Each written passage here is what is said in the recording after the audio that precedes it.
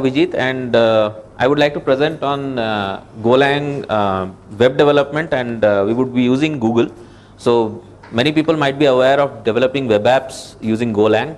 What we will be doing here is we will be migrating a small application that we have written on a PC, and we will be deploying it in Google Cloud, and specifically we will be looking at App Engine.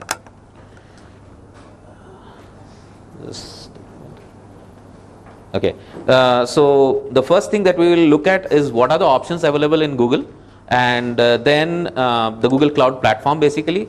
Then we will look at how App Engine is special for us and how quickly we can develop apps using that. And then we will be looking at tools which are required to deploy your application on the Google Cloud. Finally, we will be moving a simple Hello World application to the web. So that's the flow that we'll be looking at, and we'll be also touching up on microservices and how Google implements them in the cloud, Google Cloud Platform. Of course, you see the URL below, so that's the Golang repository where we have stored all the examples, as well as this presentation also will be uploaded in the same location. Oops. So here are the options that we have. The two main important points of any web app. One is the storage that you require, and the second is what are the kind of platforms that are available. So in terms of dedicated hosting platforms, we have the compute engine, which is kind of a VM. You also have the container engine where you can host your containers. From the point of fully managed hosting, we have App Engine, and then we have Cloud Functions. Cloud Functions is still in beta, it's not released yet. So what you can use best is App Engine. In terms of storage, you have Elasticsearch storage, you have Cloud SQL, and the specific non-SQL storage that Google markets, and that's called as data store.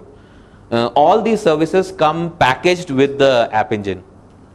Okay, that's a good part, and we'll be covering that also. So what is App Engine?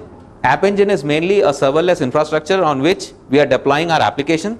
What Google provides with it, that is that they provide dependency management, as well as they provide a way by which we can automatically deploy applications. For example, you can attach webhooks to your application in the GitHub, and then using that, once you check in the code, it automatically deploys on App Engine. So that's also possible. Another important thing is when your application scales up, let's say you are trying to prototype and you say on one instance is fine, okay, but now you need 5 instances. So what do? You really have to make 5 containers or things like that, but Google does that automatically for you. So that's another boost up thing that Google provides. One more important thing is all the Google services that we have are available as Golang libraries, so you can use them freely inside your App Engine instance, whatever program that you're writing there. Okay, so that's the kind of features that you get with App Engine. Moving on, now the App Engine has 2 types of environments that you are getting. Okay, one is called as a standard environment, and the second one is called as the flexible environment.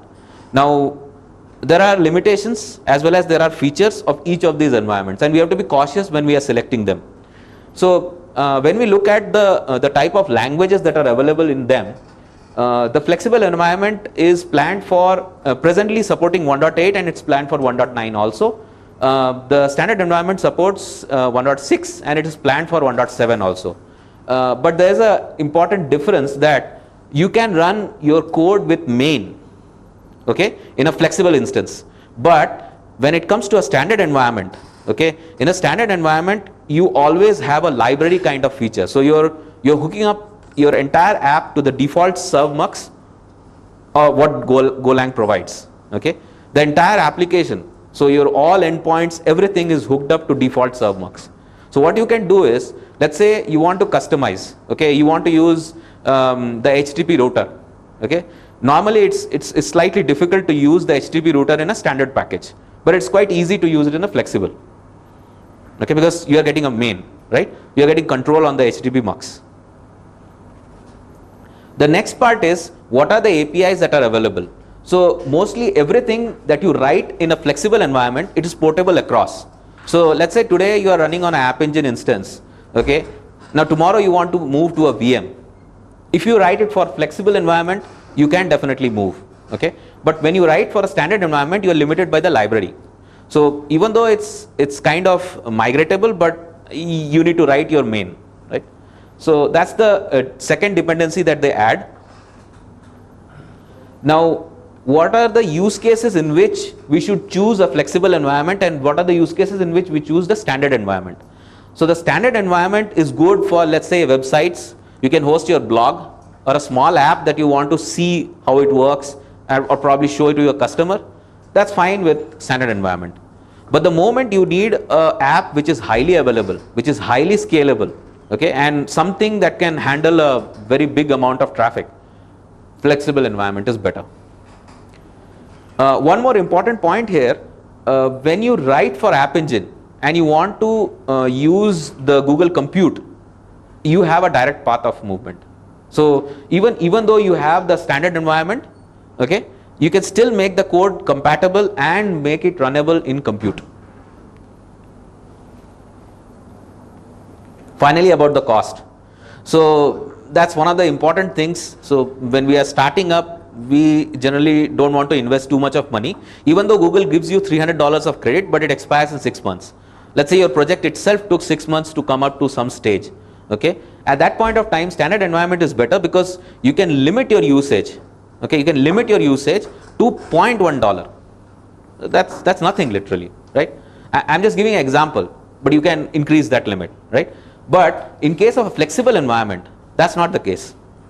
In the flexible environment, you cannot set limits because it is flexible. So you can scale it, right? So that's why the flexible environment has its limitation in terms of the costing part. So we will be looking at the standard environment. Okay. Now next is what are the tools that we will use. So earlier we had something called as the AppEngine SDK, which was specifically targeted for a particular language, because Google supports multiple languages. They support Python, they support Ruby, they support Node.js, they support even the legacy PHP, right? So they had specific SDKs made for each of them, because you need to set up the entire toolchain for each of these languages, right? So they had a specific SDK. But later, I think around 2015 and 2016 time period, they introduced something called as the Google SDK, the Cloud SDK basically. This Cloud SDK is more modern, and it upgrades, and Google is promising non-breaking backward compatibility for this SDK. So we will be using today the Cloud SDK, and we will be using the commands that are related to this. Finally, let's move to some source code. Okay, so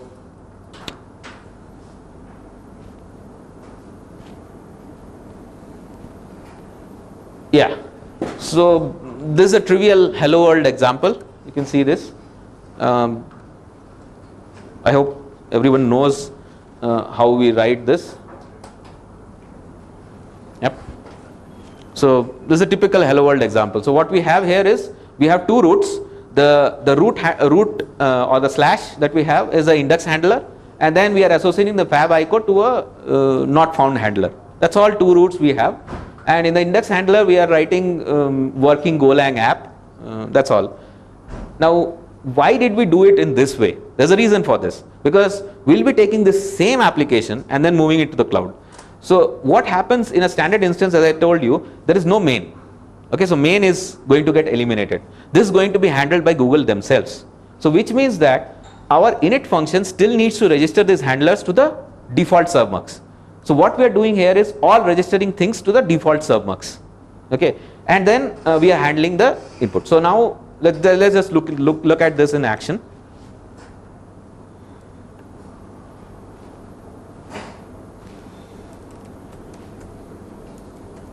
Oops, excuse me for the commands.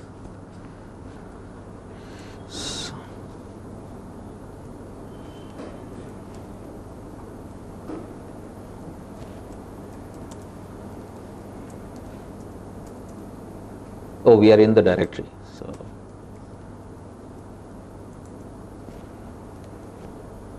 Okay.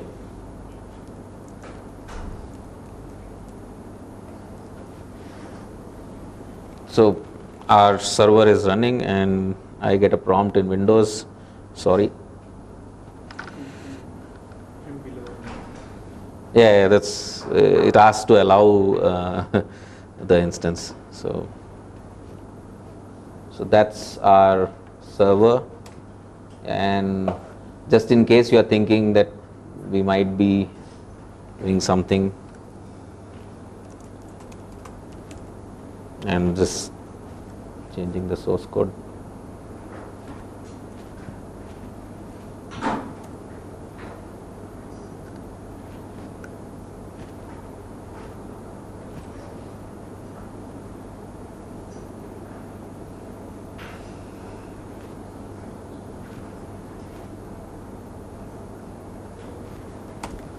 So that's a simple web application. So we have a root endpoint, and the root endpoint is serving a simple text that is working Golang Bangalore, some text. Okay, and now we will be looking at how do we move this to a App Engine way of hosting. Okay, so in the App Engine, the primary thing for a simple application is the app.yaml file. What does the app.yaml file do? The app.yaml file tells Google that how it should route your things, as well as what kind of instance you want to run. So here you can see that the runtime is set as Go, which actually says that we are running a program that's written in Go. So that's the first one. The second one is API version. This is what controls the environment which you are looking at. So for Go 1, it means standard environment. For Go 1_flexible, it means the flexible environment. The next part is the handlers. So since we are going to handle the entire root box, the entire web handle after whatever is coming, we will be handling all the URIs, and then we will be passing it to our application. So that's that _go_app. Now what essentially happens is Google provides a special feature by which you can host static files also. So generally what people would do is they would add a file server inside your hooks in the program, but you don't need to do that. Google will do it for you. Okay, and what happens there is we say, let's say /static. Okay, /static will load all the CSS and the HTML. Only the application side, let's say the Ajax part or all the other the echo back things that are happening, those things only you want to handle in your Google app. You can do that also. So that's a nice feature available in this system. And at later point, we would look at microservices, and where microservices, the same handler is used in a different way.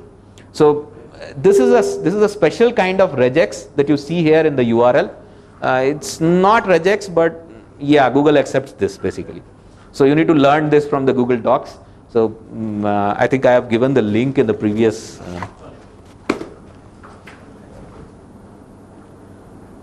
So if you look at that https cloud google.com AppEngine docs/go, that's the location where you will find more documentation on this app.yaml file. Okay. Let's look at the source code.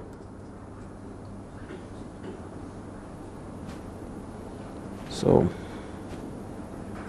I ask one question? Yeah, sure. So, if you mentioned about the Cloud SDK, right? So, if you are using Cloud SDK, do we still need that other order? No, we don't need. Right? So it's a component-based SDK. So you can download Go as a component.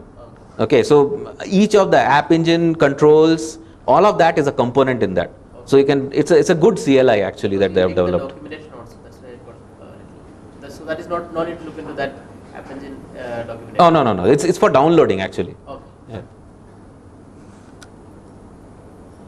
So this is our app. Okay. So now you look at this application. So this is somewhat familiar to the previous one we wrote, right? It still looks the same. You still have the package main, okay? You still have the init function, and you still have the handler, but there's no main, right? So what happens is when Google is running this, okay, they will run this part as included as a file inside their execution environment. Okay, so it's like a kind of container you can imagine. So files are getting copied into the container and then starts running. Okay, because of that, what happens is every time a file is there, the init part is definitely executed before the main. Whatever happens for any file, that's the kind of the rule of Go. So that's how you get registered all your default handlers. So as you can see here, we are still registering the 2 default handlers. Okay.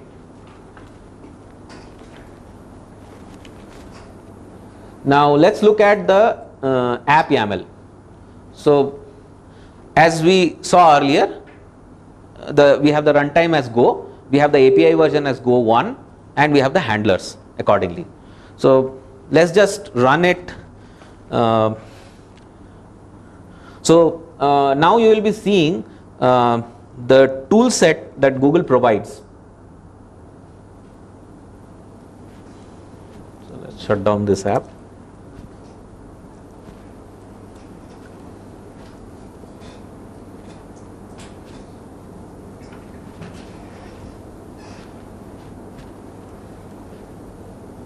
Okay.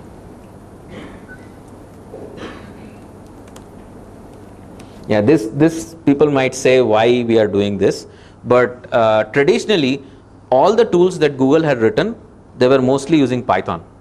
Okay, so even the dev server is still Python. So what we are going to do is we are going to run something like the App Engine right inside your PC.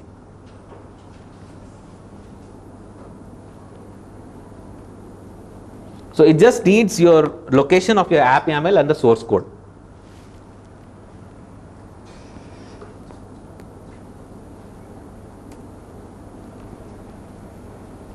So it started, let me describe the things that it has started. So there is a App Engine access or what should I say, a API service that's available at localhost 55030. Okay, your website is running at or web app is running at localhost 8080, and the Google App Engine side of the story is running at localhost 8000. So we'll look at all the 3 of them.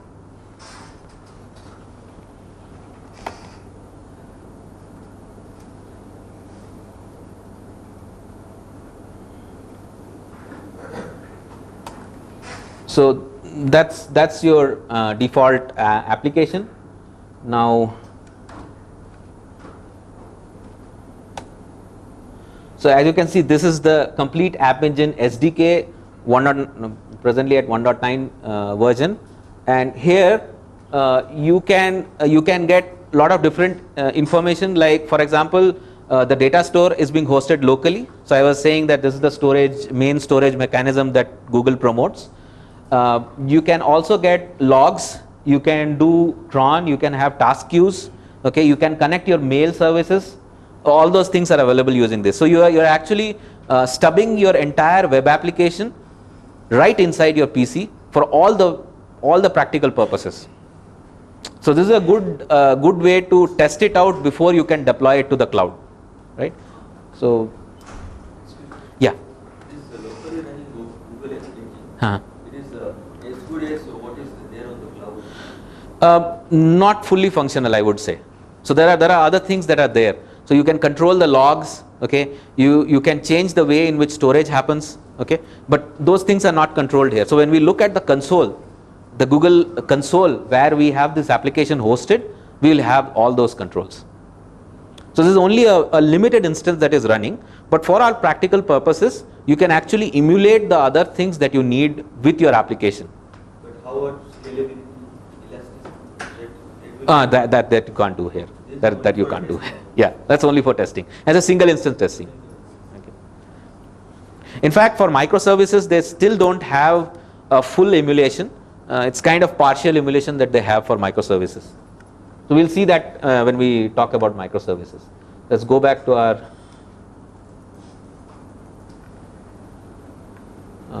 what was the last one?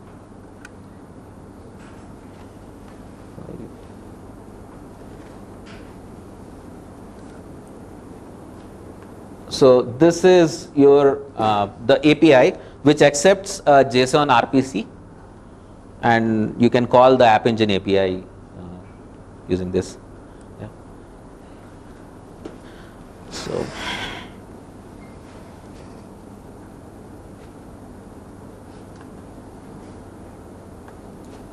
now there is other things that Google provides along with this. So they provide the whole ecosystem for all these different things like Node.js, then you have JavaScript based apps, you have even .NET. So, and they also provide 5 GB of static storage. So which means that practically you can run your entire blog or a hosting service directly in Google App Engine, and you don't need to worry too much about that. So because of the 5 GB storage that you are getting. Next, let's look at the microservices, how Google organizes microservices. So even your website itself is called as the default service. Okay, whatever instance you are hosting is called as a default service. So what does that mean is, whenever you hit the appspot.com URI, okay, it directly branches the URI into your application. Okay, it just tunnels that to your application. Now what happens with that is, let's say you have multiple services. So these are microservices we are talking about. We have multiple services, then the URI itself will determine which microservice gets the call. Okay, so you can either have, in this pattern, you have multiple services right inside one project. You can have multiple versions of the project. So this is the another one. So what happens is, you have multiple versions of the API. Okay, you can do that. So let's say you are doing a particular microservice, and you found that you need to upgrade the API. You are giving some non-breaking changes. At that point, you can say version 1 in your application is supporting this, and version 2 is supporting something else. So that's the kind of things that are available. But there are URI mechanisms that you need to change as per the services being activated. We'll see that. And all the parts of App Engine are shared commonly with the services. Now what happens with that is, let's say you want a unique service, for example user authentication itself. You want your own full-blown custom user authentication, but that has to be a separate project. The reason, because if your website is sharing the storage with that, then there is a collision that can happen. So it's best to segregate the projects in that case. But by default, all App Engine instances will share the resources like this. So your default application or your main project is called as a default service. Okay, and any other service is named by the service keyword in the example that we will see.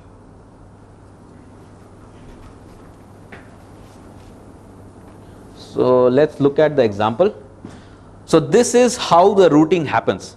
So what we are doing here in this example is, we are creating a UUID service. So what does the UUID service does? It just generates a UUID and gives you. Okay, so that's the very simple application. And then we have the main site itself, which is like a web page. Okay, so what do we do here is, from the web page we are requesting the service, and from the service we are coming back to the web page. So something like a two-way interaction is happening. A simple way of looking at it. Now what does this dispatch do? So dispatch actually decides which service has to be activated. So now things are becoming a little more complex. Initially what we had is only our source code, only one source code we had in the code base. But now we have a microservice and we have a default service. So because of that, what happens is, you need to segregate the app YAML for each of those services. So as we can see, the default part has an app YAML of its own, and then the UUID also has an app YAML of its own. And the dispatch.yaml actually controls which location which service should go. For example, the UUID keyword that you see in the website there, okay, that UUID keyword actually denotes that the route should now take your microservice route. Okay, when you don't include that, when you write only site.appspot.com, then it routes it to the default service, and that is decided by the dispatch.yaml. Once we see the source code, it will become even more clear.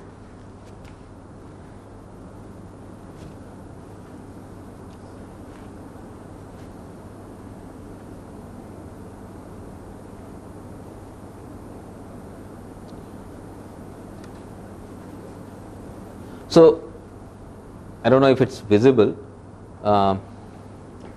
It's a little bit less visible, but I'll just tell you. So in the microservices example, you have two different folders. Okay, one is the default folder and one is the UUID folder. As I was saying, there are two separate instances that you are going to create. Okay, and then you have a dispatch.yaml, and I have provided one deploy script which can actually deploy both of them together. So basically, when you launch, you can deploy your microservice separately, you can deploy your main application separately, but I have written a script such that you can deploy them together. So in that script, what we do is we include the app YAML of both the applications, as well as we include the dispatch.yaml. Okay, so we'll just see the formats and then it will become even clear. Okay, so this is our dispatch.yaml. So what do we have here in the dispatch? The first part says this particular URI. Don't mistake that simple sample thing. It's just a pattern matching that's followed by Google. Google needs this basically. The Google App Engine instance needs this to actually understand that that's how you are going to access your default application. Okay, so that's the particular way in which we write it. The next is, now you can see this special regex that is there, UUID. Okay, I was telling about the regex, right? So this is a special kind of regex which makes sure that when you have UUID in the beginning of your URI, okay, the host name, in the beginning of the host name, at that point, the thing that gets activated is UUID service. Okay, so let's look at each of the services individually.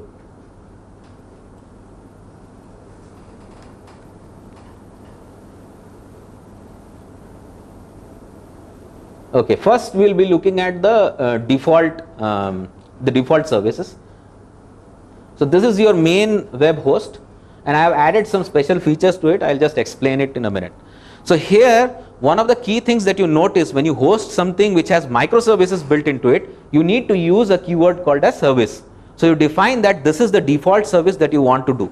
Okay, you also define that this is also a flexible, it's a standard instance, it's not a flexible instance. Okay, then you say anything that comes. So again, you can say URI handles. So this again is like you are segregating that this particular directory in your project, okay, or this particular URI is going to directly come to the Go app that you have written. Okay, and there's one more thing that you can also say secure always. So what this will do is it will always route every traffic. It will automatically route all the traffic to HTTPS. So it will be completely secure. There is one more option that's available. So you can activate it if you need. The second part is, let's say you are hosting this file and you are storing it in some GitHub repository, right? Okay. So for that, what you need is you need to ignore certain files. Okay, so that Google doesn't upload your entire .git history into the cloud. Okay. So those things you can write in this manner. This is kind of a regex. So this is a true regex basically. This is not like the one that's above. Okay, let's look at the program that we have here. Again, we are using two handlers. We have registered the root to the index handler, and then we have registered one favicon to the not found handler to return a 404. Now here what we are doing is we are trying to change the content type to HTML because we are literally going to write the HTML there. So here again one more thing that we are doing is we are selecting between a TLS, which means that is it a secure request, is it a HTTPS request. If it is not a HTTPS request, then write a plain URL. Okay, if it is a secure request, then write the secure URL. So you can see there is a difference in which we write the secure URL and the normal URL. There is a dot directly, so there are multiple subdomains or multiple levels of subdomains allowed when you do normal HTTP calls. But when you do a secure HTTP call, you have only one level of subdomain. And for that reason, what Google has done is, if you have a microservice, you write, like UUID is our microservice, we write UUID hyphen dot hyphen your project name dot appspot.com. So that's the kind of URI that you use. Okay, this is kind of the way in which Google understands the microservices infrastructure. There are multiple ways to implement it, but this is kind of the way how you do it in App Engine. So what we are doing is we are actually just printing one line in H2, and then we are giving one hyperlink. Okay, Next, let's look at the other UUID portion.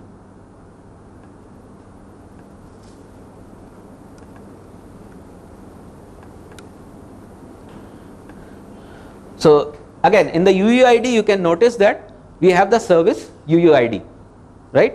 And then we are again saying that all the things that are coming. So again, here you can make bifurcation. For example, your microservice requires some web pages. Okay, you can still create one more handle here and say that you can load some web pages from a particular directory that you have uploaded. Okay, so it can be done both for a microservice as well as it can be done for the main service. And again, you have the secure always if you want to enable it. We are skipping some files here. Okay, just in case if you have multiple repositories which you are uploading. Next, let's look at the UUID application itself. Okay, so here we take one UUID library that we are using, that's Satori Go UUID library for generating the UUID, and we are only registering the root handler here because this is a microservice. We don't require other things. Okay, and going a little bit below, we have first we are generating the UUID. Okay, again we are setting the context type, and then we are just printing it. So we are just printing it here. So this is just printing the UUID as a string. Okay, again what we are doing is we want to return to our host. So we want to return to our the caller basically.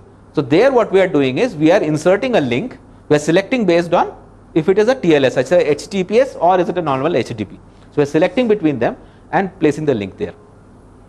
It's just replacing that .UUID portion, or here in the other case UUID dot hyphen dot hack.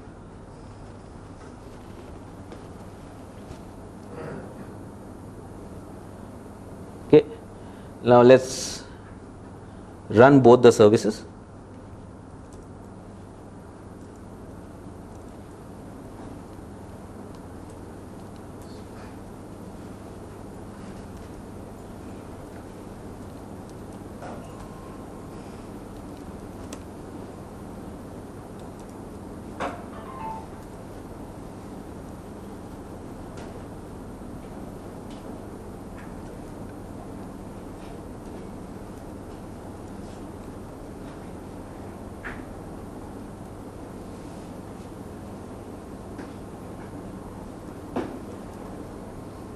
So here you can see that we are including the dispatch file. We are also including both the app.yaml files, so that we know how the redirection happens. However, when we launch this, we will have two separate instances running.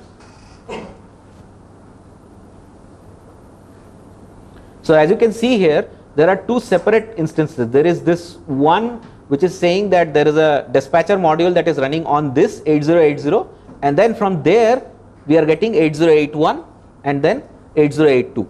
So hence our application will not work properly because we are not working with these URIs. We are working with the actual URI that is there in the Google. Okay, so it's kind of not very useful to see it here. Let's deploy it to the cloud and then see it.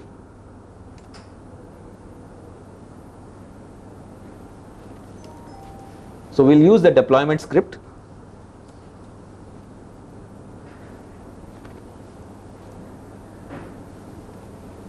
So essentially this deployment script, what it does is, it says that, oh, it just scrolled up, sorry, just scrolled up. It says that we are loading this particular application. There are two applications that we are loading, app.yamls, and then we have a dispatch. So here what happens is Google automatically recognizes these two as services using the dispatch YAML. Okay, and then it deploys specifically to the specific locations that we have configured on the website. So I'll just show the locations briefly. Okay, let's start the deployment. Yes. Yeah, I already have the file, so it will not deploy. So let me just change some things in the file, and then it'll be able to deploy.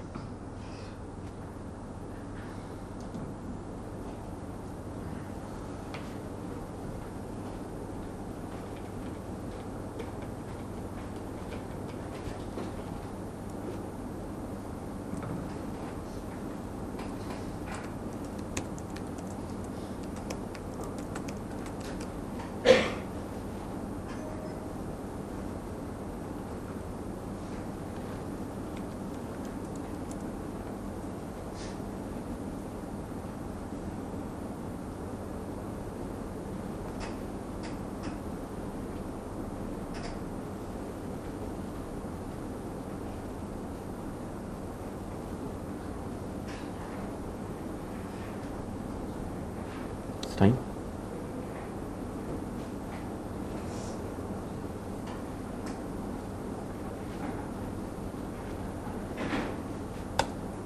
So we can launch the deploy again, and then we'll see the files getting uploaded.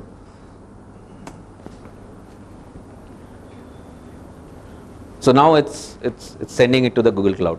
So because we changed the file, right? So, and we've done the change on both. So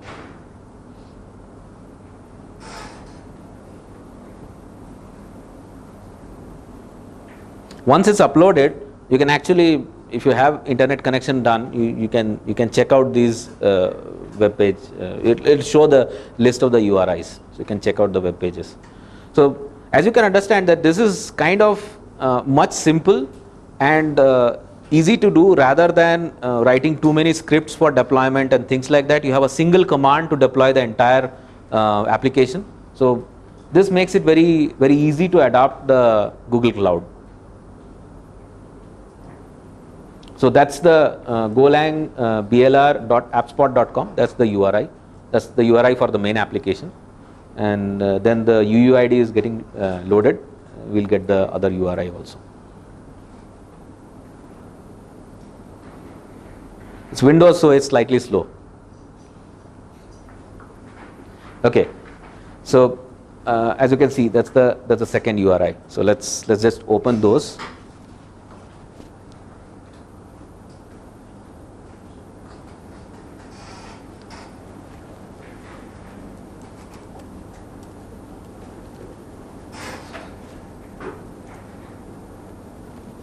So that's the main application, and when we call the UUID service, so the UUID service is going to generate a new UUID every time we refresh that, and then go back to the main application. So that's the way of deployment of the application. As you can see, specifically notice the URI that we are looking at. So here you can see this is the HTTPS URI. Automatically, when you go here, you are getting that UUID hyphen dot hyphen dot. That's the way in which Google handles it, the microservices.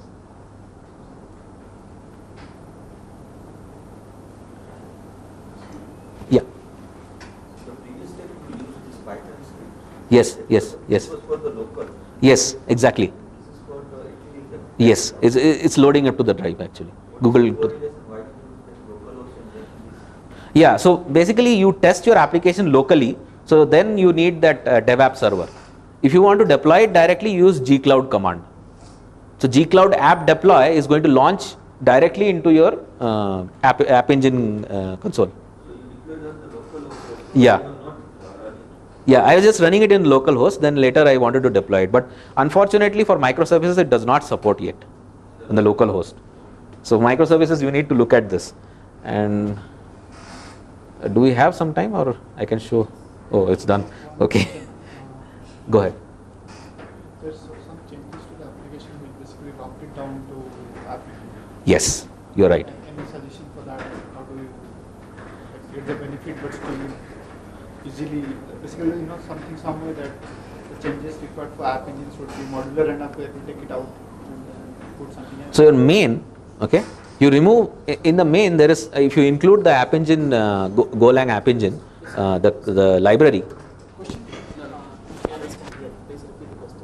Oh, okay.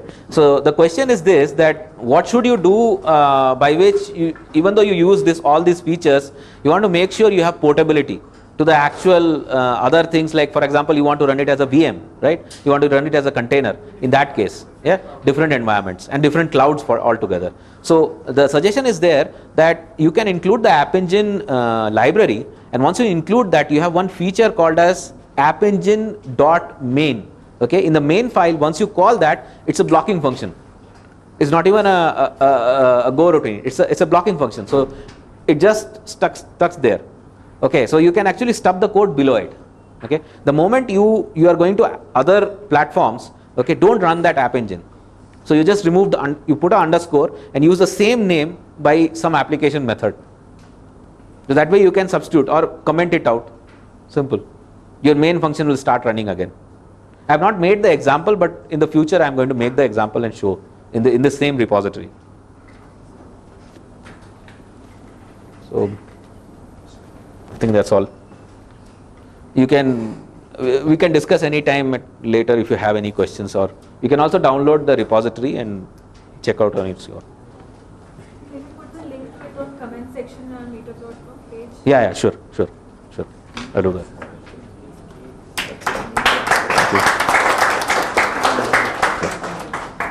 Just a few announcements. If you need internet, please use LAN. If you need the Talk today is about dynamic instrumentation or dynamic tracing, as you know. So you use dynamic instrumentation to do dynamic tracing, and it is a subject that or it is a topic that I've used a lot in my, personal career, quote unquote. It actually saved my life several times because, I'll go through why that was and is. So I hope this is readable. Because the fonts are a little bit different on the original slides, but so the idea about tracing is to record information of an application while it's running. And when I say application, I mean basically anything that runs, the von Neumann cycle on a CPU, right? So kernel, user space, drivers, what have you. And it is particularly interesting or useful for understanding code. I'll be honest, I'm not all that smart, right? So when I work in a code base that has 17 million lines of C code, I have no idea what I'm doing when I'm starting the project. So using these dynamic tracers to figure out how the program executes and operates, and to confirm an idea about, hey, it might actually work like this. You can use dynamic instrumentation to verify these theories. Also, obviously, very useful for debugging, right? So when you're writing an application, boom, you have a segfault or sig bus, which is even more scarier. You can't figure out exactly how that went. You could go through GDB or LLDB or what have you, but the problem typically is when you use a debugger, the world stops and race conditions disappear, and so it's it's not always optimal. And you can't actually run the program stops. So with dynamic tracing, you can actually insert some information into the program to be executed when a certain condition hits, and otherwise it just continues to function as normal.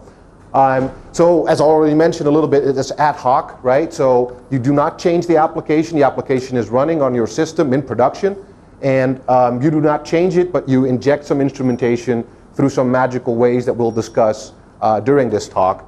But it is really important that you do not change the application itself. So no recompile, no restart. It keeps running, and you just add some hooks into it.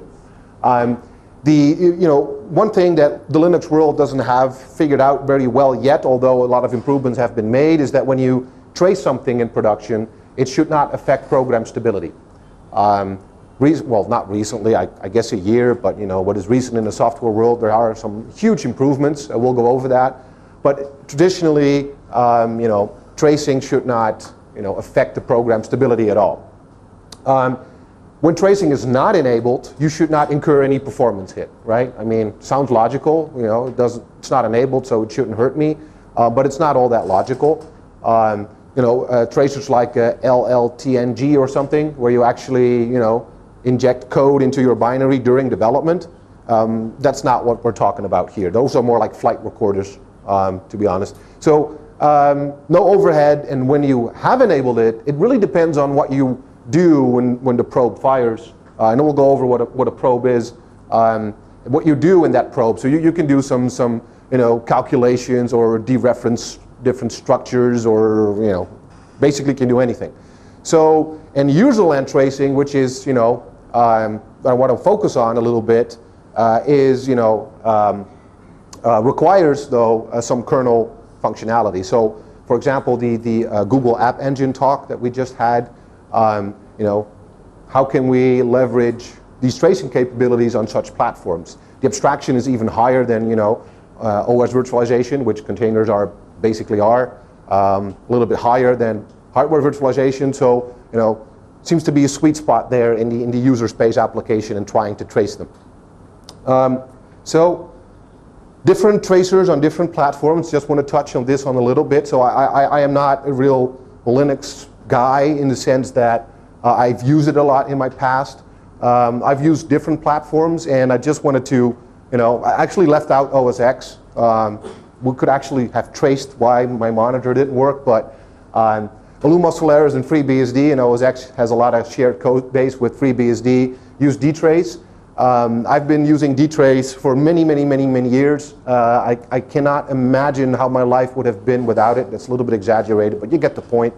One interesting thing is that when you actually develop an operating system and not just a kernel, like Linux, you can get all these tools around it that make life easier. And one of these things is compressed type format. So type information of all the data types, like structures and whatnot, are embedded into the application. So when you have a bug or when you're debugging, you actually know what that pointer refers to without the full debug symbols that you need on a Linux environment. So Solaris uses that same information in their kernel debugger, MDB. Very, very powerful. If you haven't used it, and you're kind of bored, check it out. Event tracing for Windows, never used it, right? But it appears to be there. So no comment there. Linux, so one of the things that you do need, as mentioned, you need to download the debug symbols. And so it might be me, but I cannot always find them. And if I find them, they sometimes are a little bit different than the actual package installed. So be careful with that. But when you're developing your own code, you have full control over debuggability or not. And the upside, though, using debug symbols is using full dwarf data, is that you can actually do some more things that you can't, by definition, do with dtrace because of the missing information. But there's a balance there. But in production, you do not typically have debug symbols installed on the box, right? So basic architecture of tracing. There are basically two parts in all these systems, but we'll focus now on the Linux part. There is the front end. The front end basically allows you, to what I want to trace and consume the trace results and make pretty pictures and flame graphs and whatnot. And we will look briefly into three front ends. When briefly, I mean really briefly. You could have talks about these things, individually. FTrace, System Tap, and BCC. And there are the backend systems, which we'll go over first. And that is, you need actual help from the kernel in order to make this magic happen, right? And there are several facilities, some of them live in the kernel, some of them don't, that are available on Linux that you could use. Sysdig, most noticeable, is not in the kernel, but is pretty cool, specifically for container environments where you can quickly observe, what is my box doing with all these containers left and right. So, but that's not upstream. So FTrace, that's the first one. Not my favorite, to be honest. So the way it works, it defines trace points in the kernel. So as a developer, you already need to know and think about, this might be actual useful thing for me to trace, if things go bad. The ABI, so what it produces to user space, is kept stable. That sounds cool, but also has some problems because certain information is not really useful, but it's still there. Or certain information is useful, is not there because, the stability thing. So, I mentioned static. You have to define it up front when you write the kernel driver or you write the file system or what have you. And it makes use of the sysfs interface, like everything does on Linux. To me, it's mind-boggling that there are no libraries to interact with these type of things. But, you echo something in something else and something else comes out. It's magic. So in order to mitigate that usability aspect, there are some higher level trace tools, trace command, kernel shark, and if you haven't heard of this dude named Brendan Gregg, you Google him. He's not so much about how these things work also, but he's more like, okay, how do I use these tools to actually do something useful? And he has this whole methodology on how can you approach a system trying to figure out what the system is doing and whatnot. So how does this trace point work? So bad background color, I apologize. So this is like a big define macro in Linux that you can use. Basically, you trace the event, the prototype of the function, and the actual fields, and you actually print it out to the user space buffer that you can consume through sysfs. So, and when you look into the So, like I mentioned, sysfs, you have to CD your way through it. And when you cut the format, there are some common types that are always there. And there are the fields that you saw on the slide earlier. So, very simple, effective, yes, usable. They're usable for sure, but they're not easy to work with. I like a little bit more, I mean, it's for computer, for God's sake. Why should I type all this stuff, right? So, anyway, kernel shard is a UI on top of this trace point mechanism or FTrace mechanism. You can see all the events from the different CPUs, and you can see which process is running, what the timestamp, which process it was in. Some information, look at these pointers, completely useless, right? So, but anyway, they're there. You typically want to have the whole structure dumped out. So, to me personally, it's a start, but it's not really good to me. Do you have to compile a code key? For the FTrace, no. So this is like here. So actually, I'll go over in a more detailed example about FTrace. So hold on to that question. If I haven't answered it after when I think I should answer it, just ping me back later on that. So Kprobes. Kprobes are a implementation from dprobes done by IBM, I think, in 2004. Start to feel old when I mention these dates, but this is not really new, but this is like a modern incarnation of that, same methodology into the Linux world. And Kprobes, to make things easy, are defined in 3 different subtype probes. So you have jprobes. I don't know why they call them jprobes. My first name is Jeffrey. It has nothing to do with it, I guess. But it allows you to trace function entries, right? So if you're familiar with dtrace, they have this FBT provider, function boundary tracing. It's kind of similar. And it does some things for you very easily. And one of the things that it does, it copies the stack so you can inspect arguments and whatnot that are typically passed by pointers, right? So then we have the K return probes. Guess what they do, right? And then you have the regular K probes. And that allows you to basically instrument any arbitrary address in the kernel, right? And that's really powerful, as we will see in a minute. But to use this, you actually need to write a kernel module, right? So that's a little bit of a challenge, right? Specifically, let's say on a Google App Engine, right? They don't give you the kernel sources. Not ideal. And also not safe because, I can dereference a pointer and boom, everything goes kaput. So, but anyway, the kprobe replaces the traced instruction with a breakpoint. So it traps the CPU. So when it reaches this address, boom, it traps and then executes whatever you want. A pre-handler and a post-handler. So I made a picture. I made this one myself. It's pretty bad, I know, but it illustrates the point. Here's the address that we want to trace. So it traps the operating system, goes into the pre-hook. This is where it actually executes whatever code you want to run. And then it has a post-handler, to clean things up, supposedly, and then it returns, right? So really cool, but this is the foundation, for all tracers effectively.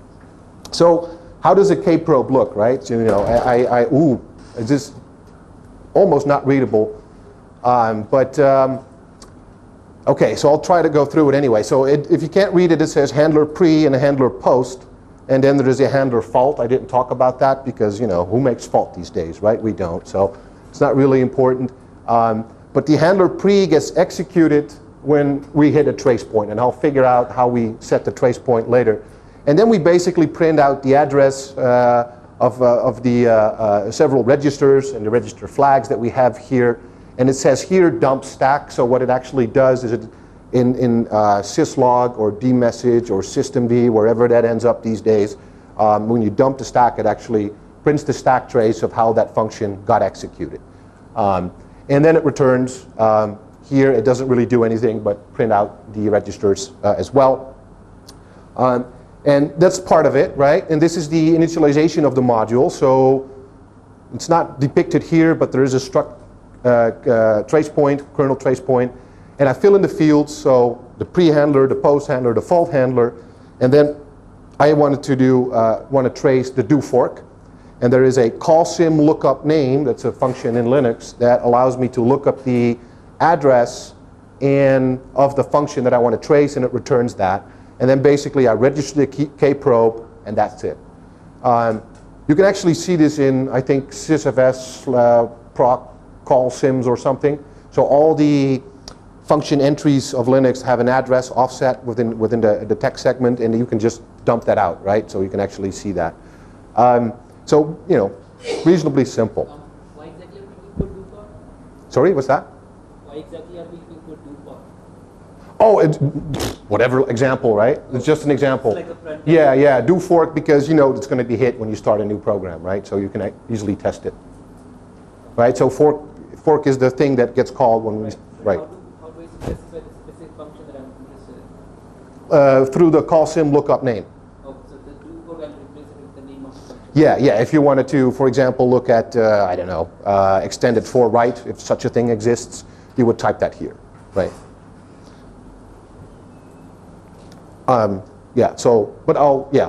We'll come back to that because that's a very good question actually. How do you know what to trace, right?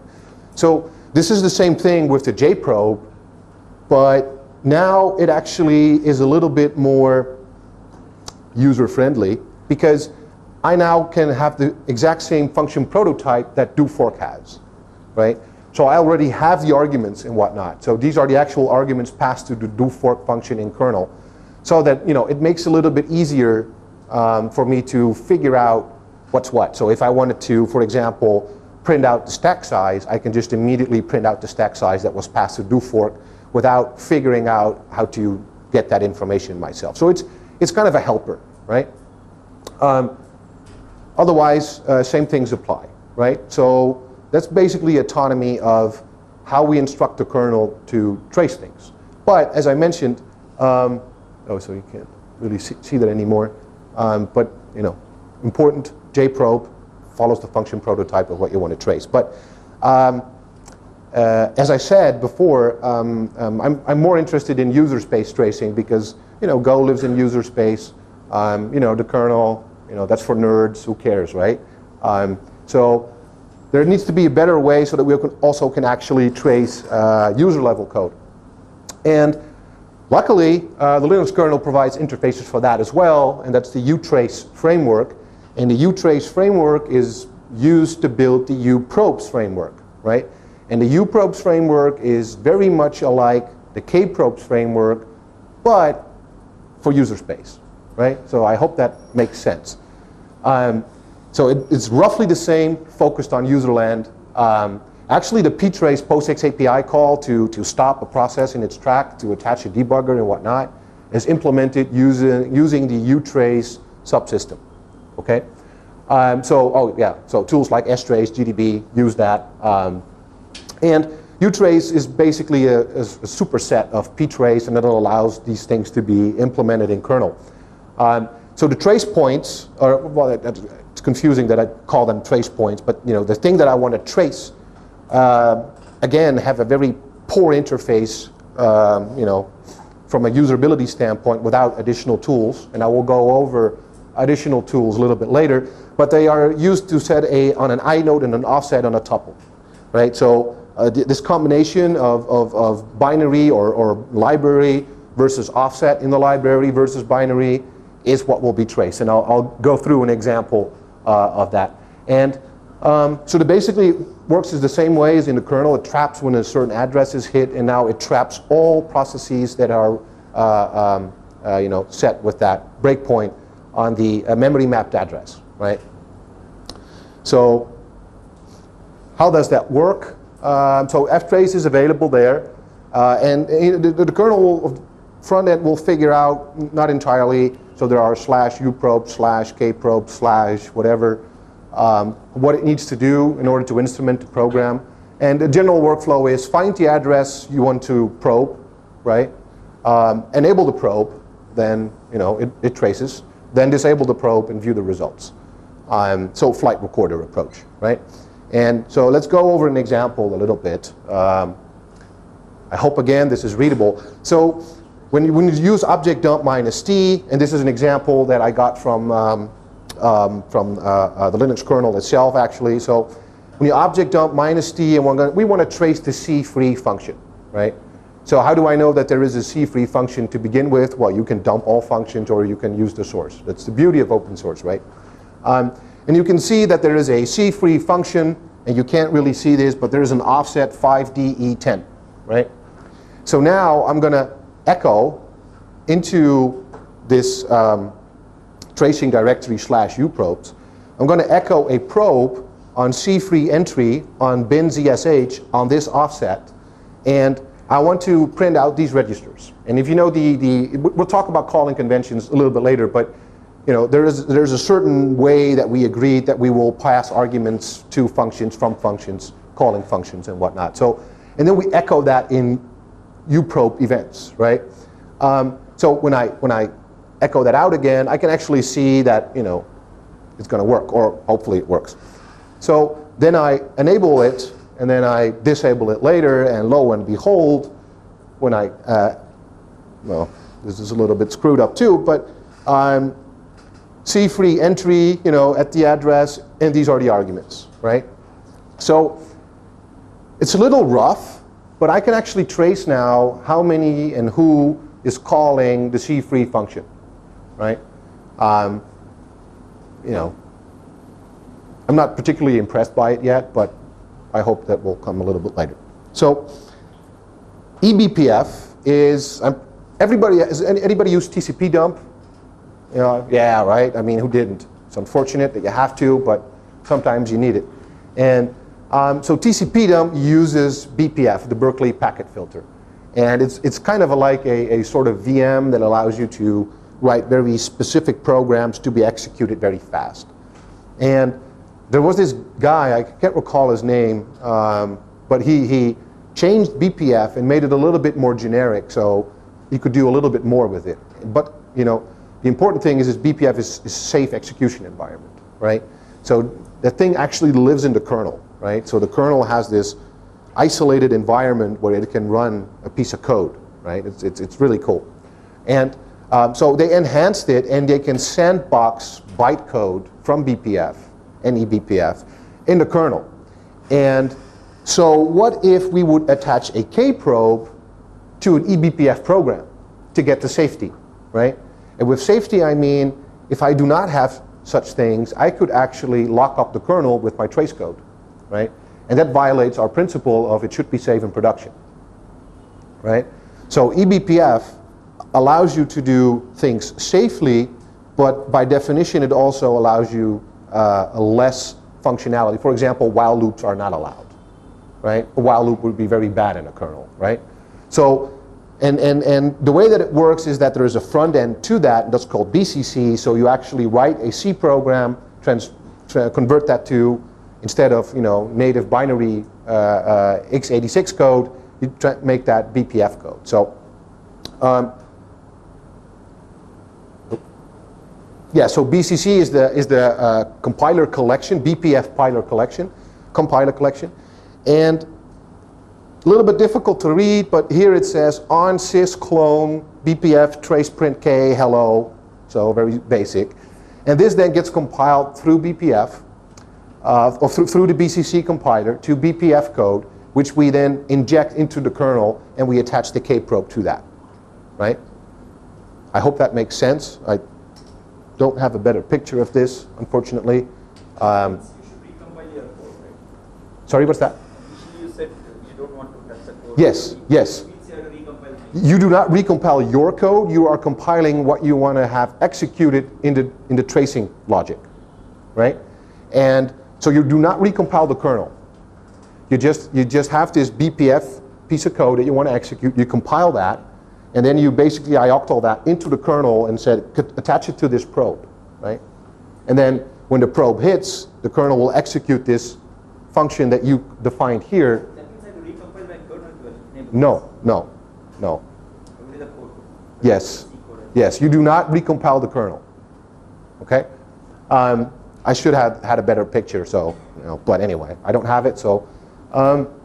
So let's recap a little bit on what I just told.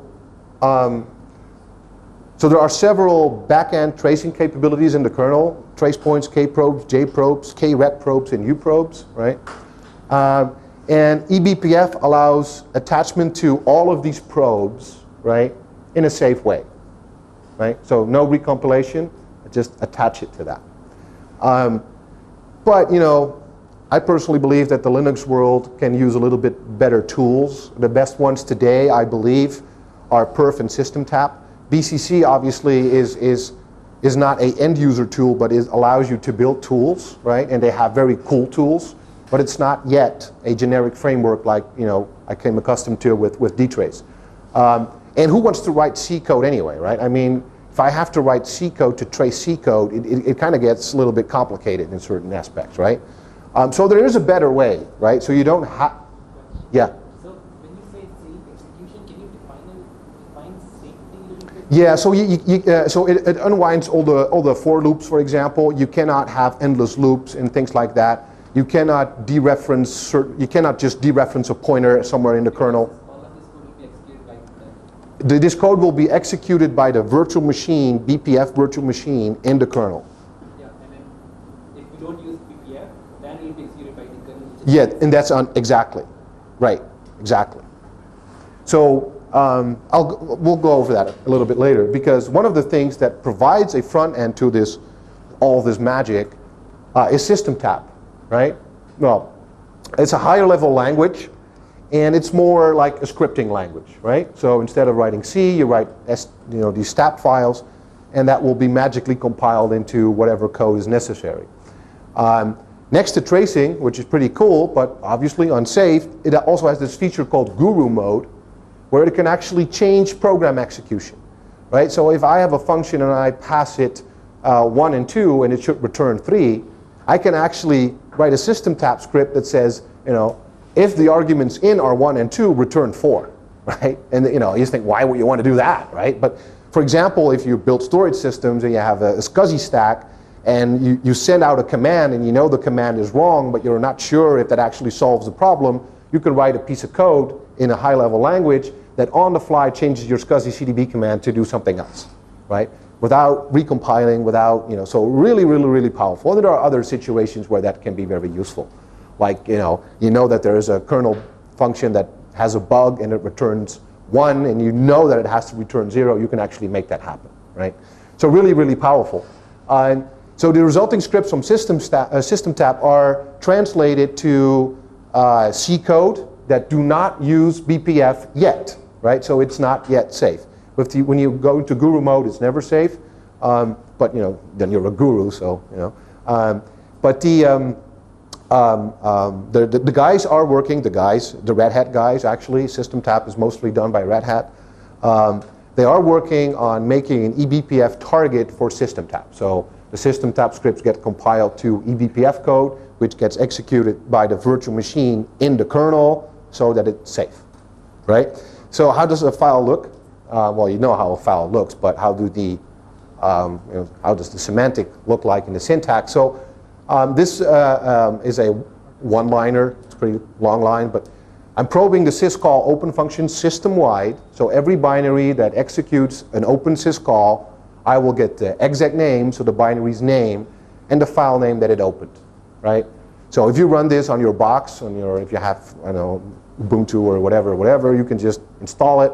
You can type this, and you will be amazed about what your laptop is doing, right? It's fun, you know. I can also list all the probes. Like we said, how do we know what to probe? So there is an ability to list all the kernel probes, kernel functions. And do this -L, and I'm just asking the prototype, so to speak. And this requires the debug symbols, right? Because how would stat know that there is a name string and a name and a file name string? It doesn't, right? So it extracts that information from the debug symbols, right? And when you use CTF, you don't need that because that's embedded into the binary. So, which the kernel eventually is, right? So, but you know, maybe they will find a better way to do that in the future. So user space functions, as I mentioned. So I wrote this program trace. It does absolutely nothing useful. But I list all the probes in the process trace, and I list all the functions, right? And all of them have a .call, .return, you know, attached to it transparently. So I can find the return and the call sites. So for STP, we debug symbols in the binary, Yes. Well, yes. but then the kernel is not compiled with those symbols, we cannot use it. Yes. Yes. The kernel. Most of the kernels are not compiled with debug symbols, so you have to up-get them or yum install them or whatever. Oh, A good distro will provide debug symbols for your system, but they're just on the internet. You have to fetch them explicitly. but it doesn't have to be inside the binary. No. They can be stripped out and put somewhere else. So there's actually some default lookup locations where GDB and stat will look for symbols. User lib debug, I think. But in the binary, it's just gonna have pointers and yeah. How will you connect the dots of the debug symbol and the That's what the stat file, the stat interface does. We're just telling it where to look, right? No. It actually does the lookup for you. Right. So it grabs the kernel, it sees this function offset, and then it looks to the debug symbols that it knows are located somewhere that changes per distro, and then it matches the two and then says, okay, you have 3 arguments. The first argument, according to the debug info, is your file name, or the second, whatever it is, third here, right? So it becomes a lookup. Is it even possible in the sense that can I uniquely identify that this is a file name? Yeah, of course. Yeah, that's possible. Yeah, it totally depends on the distribution, right? So that's what you mentioned. You have to go and get the right symbol. Yeah. And that's a little bit of a pain in the ass, right? In particular when you're on, in a customer site and you don't have an internet connection, right? So that's what I mentioned with dtrace. They have CTF data, so they strip out the line numbers and so that I actually have the full source code, but they put enough information in there so that I always know what this means. So when you say debug symbol, they are just some version of source code with the same binary. Oh, I see. Okay. Yeah. Okay. So, so it's listing all the functions here. It's even hard to read for me now, but so it lists out some functions, the init functions that the linker typically inserts into a C program, some other stuff, but these are 2 functions, and I'll have better pictures later that we're going to trace. But this is where I'm listing the probes in my fantastic binary. So one of the things that I want to do now is, so this is the program that I wrote, right? It does absolutely nothing, and the program is not the interesting thing here. But imagine that I want to trace the value of the return value here at this line, right? So I'm reusing the same variable, so I can't arbitrarily trace it because it will change, right? So how do I trace it at this point and not at this point? So I can really trace by location, line location, right? We could do that with the return probes, but that's not the point at this stage. So the way to compile this with full debug info, right, is no optimization, and then I have all the debug info, and then magic happens because when I write this, good that I put this here. So basically, this is the full statement, but the thing that is important here is the probe.statement here saying, I want to trace in the function main, on the file main, right, or the function main, I should say, at code talk trace.c, line 36, and when you reach that, execute something, right? So what it executes here, and you can't read this, but it really says it says printf, ret file here is, %d, the return value, right? And this $return value actually is the exact same name as used in the source code. So system tap figures out how to reference that value, right? And it says the value is 3 here, right? And I'm adding 2 numbers, 1 and 2 is still 3. So, this is like really powerful, right? Imagine you have, you're debugging a big complex piece of code, and you don't know why it happens. You can, create a hypothesis about the problem and then fine-tune it by instrumenting the system while it's running, right? So another thing that I like to do very often, and I used very often in the past, and found several bugs that, So I was working on this network stack, and they had specific tools to create virtual NICs and whatnot. And I've never used it before. I just knew that it crashed, and I didn't know even how it was calling other functions, right? I could study the source code for like a week or something to figure that out, but I could actually understand code flow from. So I had this binary, and I passed arguments, and based on the arguments, it does different things, right? And so I basically wrote the command down, executed it, and with this trace code, I could see exactly which functions it was calling, so that I could ignore all the rest, right? So it's eliminating the other things that for sure are not interesting. So basically what it does is it says all star, right? So wildcard, all functions in this file on the .call site. I want you to print out the thread indent, so it indents just a tab or 4 spaces if you're that kind of guy. And then probe func, so the function that's being probed, right? So it basically prints a line, I'm calling something, and I'm returning something, calling something, returning something. And obviously you have functions that return something, and you have functions that do not return anything. You have void functions, in C at least. Go have void function? Yeah, Go has void, right, too. Okay, so I say there, if there is defined a return value, then print out the return value. Otherwise, return null, whatever. I should have put there void, but anyway. And a begin probe, that when the probe actually runs, it actually says that it's running, so that I know that it's actually running and not stuck, because unfortunately that happens sometimes. So this is the way it looks, right? So again, my same cool program.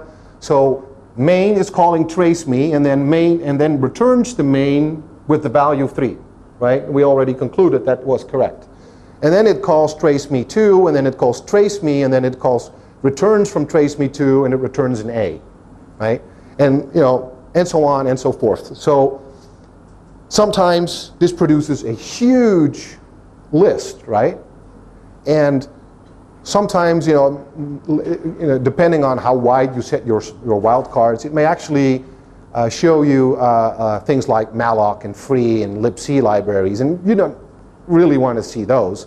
But you can, you get a 10,000 foot view, and you can, drill down from here. And that's why it's cool to have a script functions or script language, so you don't have to write all these C programs all the time, right?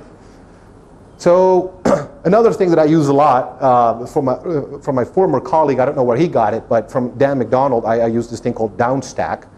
And it basically, so if you have a very rich IDE, you can go to a function and you can click on something and you can say, find functions calling this functions or something, right? So that's basically this on a running binary. So the way that I do it is say, okay, I want to trace in that binary the trace me to call, and when that function is called, I set a thread local variable called trace me is 1, right? And only when, and on the return, I set it off, right? So when I enter the function, I set it to 1. When I exit the function, I turn it off, right? And then there's another probe that is different from this one, right? A probe definition that says all functions in trace.c, right? If the trace value is 1 that I set here, and the function is not myself, I don't want to do recursive calls, print out that I called it, right? And basically what it brings you is that it shows you all functions being called from the trace me to function call.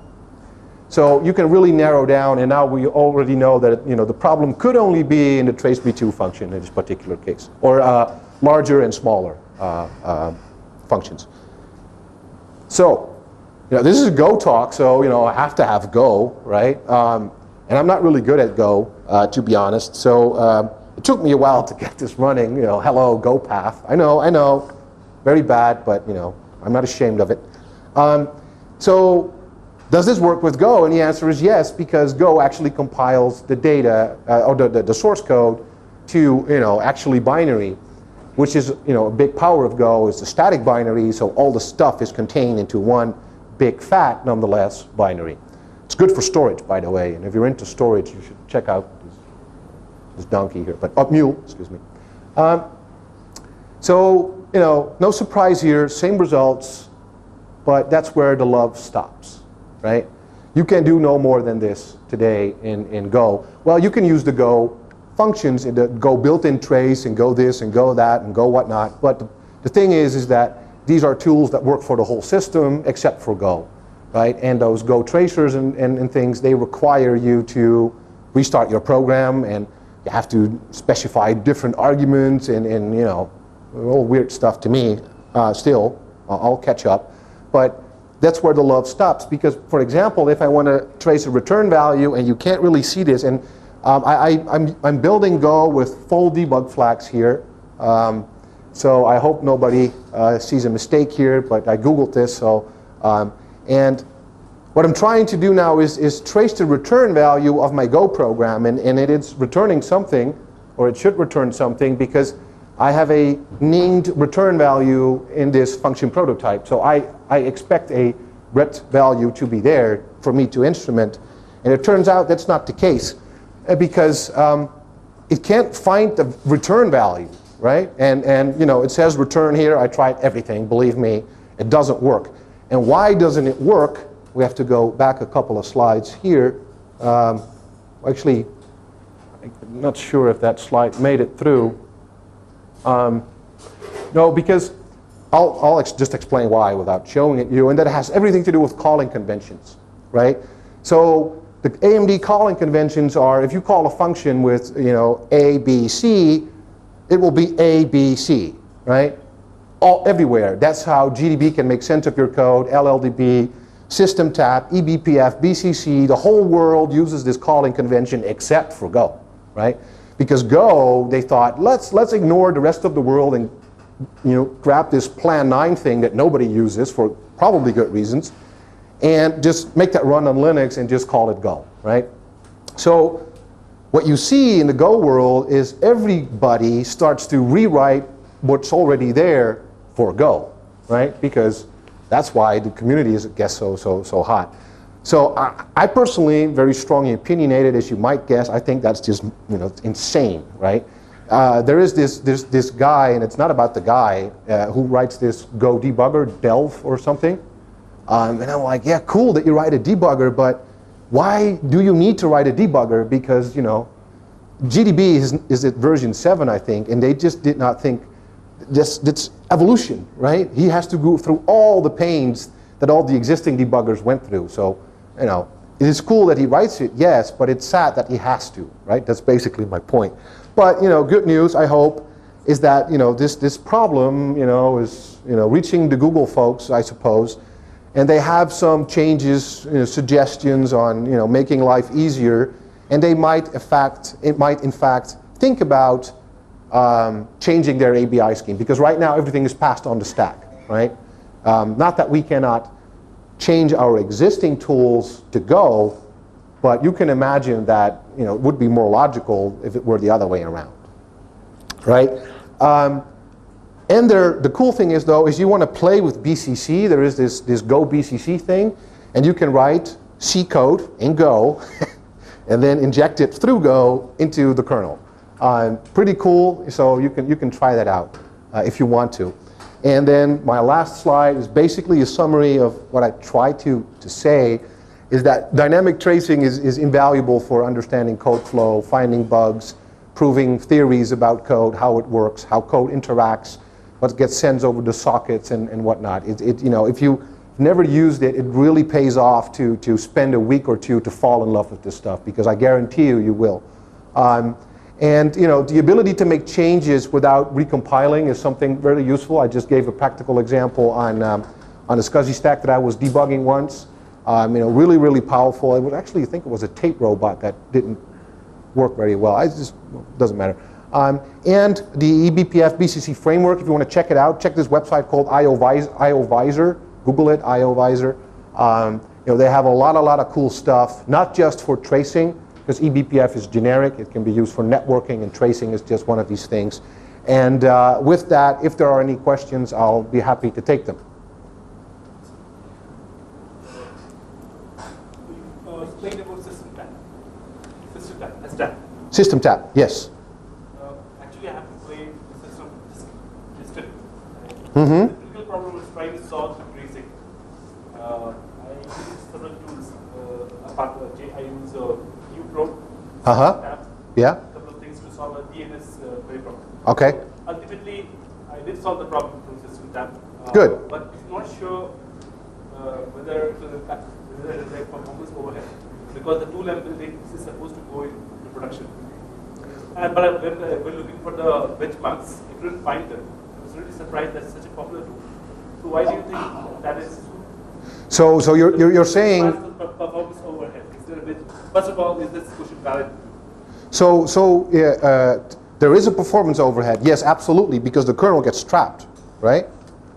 And in particular for user space programs, it doesn't get trapped alone. It also has to make the context switch from kernel. This particular trace I wanted for was for DNS queries. Yes. Consistent tap or send name. Right. Send name query. Well, I'm not entirely sure what your question is. Is your question, is there overhead when enabling tracing? Yes. How can we benchmark that? Oh, well, that's simple. Run it without tracing and with tracing and see the difference. It's not always, I was not able to find any difference. But when I read over some forums, and they said that, okay, there is a performance override of 10-20%. Yeah, it can be very small that you almost can't measure it, but it really depends on what you're doing in the actual trace program, how big the performance hit is. If you can't measure it, so either make sure that you measured it properly, right? So then it doesn't matter. But running. Right. So at scale, what are the considerations? I think you have a lot of experience. Measure it, always measure it. But you don't want to run system tap in production in the sense that, oh, there is this bug, I'll write this script to fix it. You have to fix the code, right? So it's I'm using this trace to create a analytic map for service. So it's for you use it for monitoring. Yeah. Yeah. So same case, you know. For prototyping, cool, but if you actually want to use it in production, I highly recommend you actually write the code that submits the data through a different way. Because System Tap uses various things. It uses RelayFS. I didn't mention it because too many details, but you know, there's a whole thing going on that you don't want to have if you just want to. So it feels safe in there, right? Yes. Well, insane. Well, that's a big word, right? There are actually systems out there like the Sun 7000 actually use dtrace everywhere. So, you know, but dtrace was a little bit different in nature than System Tap. But in general, I would recommend optimize your code to emit the telemetry you want. And so ultimately, I used a switch service to get my job done. I didn't go for System Tap because I wasn't sure. Yeah. Okay. Any? We can take more questions right now. We are discussing for break. There are some snacks, and you can talk to Jeffrey. Briefly about sysdig. Sorry, sysdig. Mention about tool called sysdig. Yes. Myself, I work in the systems engineering team at Myntra.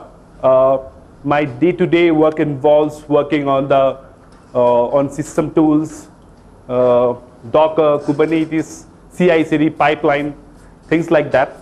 But recently, I was pulled into a business project, which is quite exciting for me. I had to work 2 months, 24 hours a day, literally, like. So, and from that, I got some learnings too. So, on system side, the work pace is far slower than what happens on the business side. We were able to create 5 Go services at Myntra, and those services we are talking to about 30 small and big services which are already present on our platform. So the interaction between the components also was quite complex, and from those learnings, I came. I'm taking those learnings and presenting here. So I'm not a big believer in patterns at all. That's why I ran away from Java in the first place. So this is the first pattern I'm going to, say, okay, this is a pattern you should follow, literally. So I started programming in Go in end of 2011, and since then I have never used a specific pattern in Go. Most of the patterns which you use in Go are organic, they are natural. You don't have to force people to use it, it just happens. You just write idiomatic Go code and it just happens. But dependency injection is an organic output of Go. Fortunately or unfortunately, this has been a practice in the larger programming world for 2 decades now, dependency injection. So I'm not going to talk about dependency injection and its advantages and disadvantages a lot, because it has been established in the larger programming community that dependency injection is generally a good idea to do.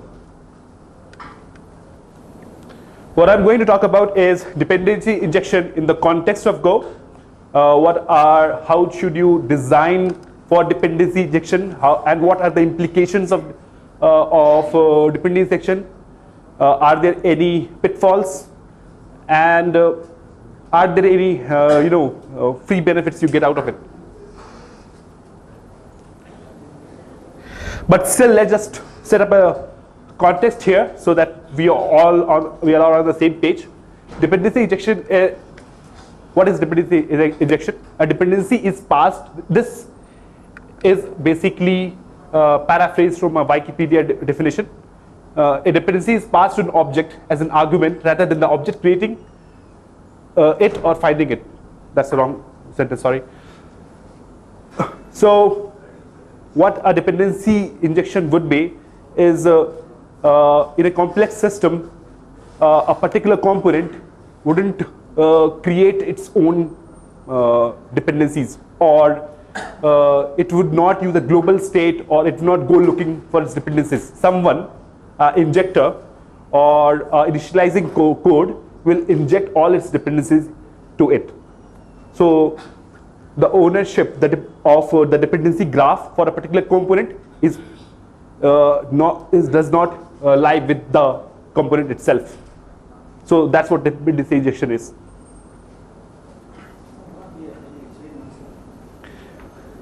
So basics, suppose service A requires a database and MongoDB.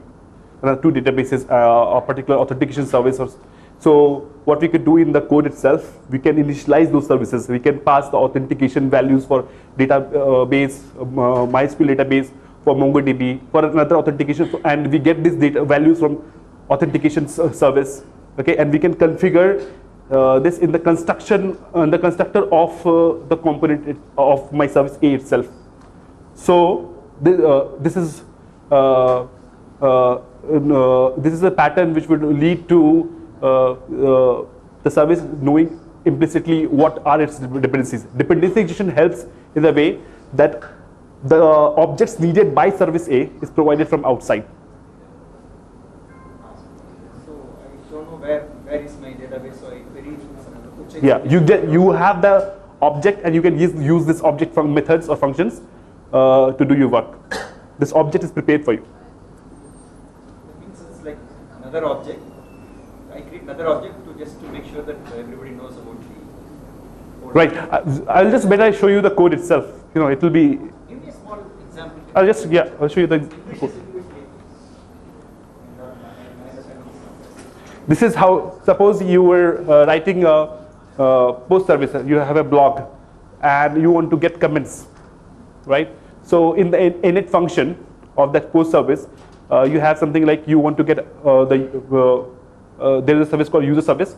So you initialize the service here. User service is called user.newService, and then use it in your function get comments. Okay. So this is using a global state within the package. Okay. And this is how you do it in dependency injection. In the main function, you'll just create a post service, and within that post service, you will pass it as an argument, the user service. So the same user service which you have created here, you can pass it around everywhere. If there are other services than post service, which use user service, the same object can be passed around. So this is dependency injection. This is the injection part. That's it. It's not complex at all. It's that simple. We'll make it complex. Yeah, first we'll make it complex, and then we'll see what. Okay.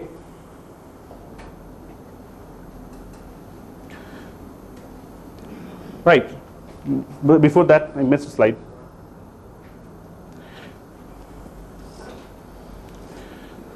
We have, I'm using this term now, experience report. Yeah, since yesterday, it's all over Hacker News and everywhere.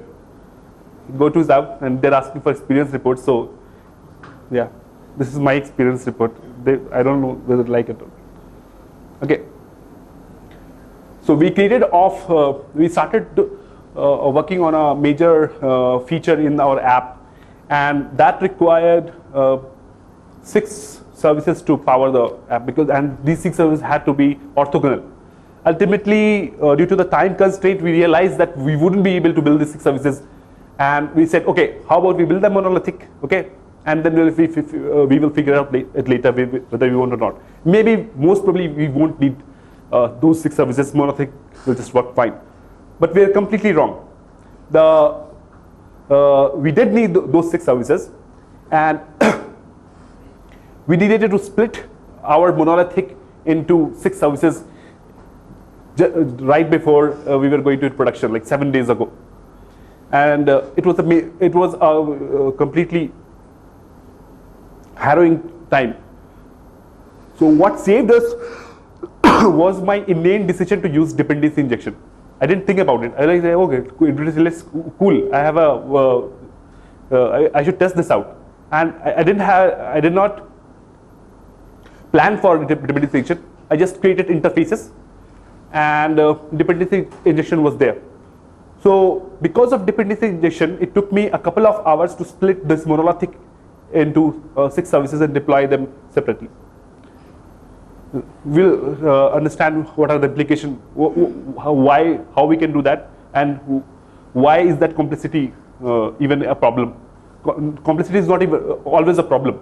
Sometimes it is, sometimes it's not. Sometimes complexity is needed. After Refactor, we have single code base and multiple services. It is beautiful. Question: ideally, it's considered that if you have multiple services, right, then you should actually separate out the code base to multiple code bases so that the commits can be faster, the deployments can happen independently. Why you will have a single code base but multiple services? How do you? Because then any code change you deploy, like how do you? Google has single code repository, for all the services, one repository for all the services. So that's not this really depends. We can debate about it, but Google has one repository. Just I don't know about Google, so I was asking you. So there are several arguments. I can talk about it a little bit. So sorry. So a single when you commit, the benefits of using a single repo for multiple services is that if you separate out your commit log and your directories in a proper way, okay, so you would be able to use the same build system.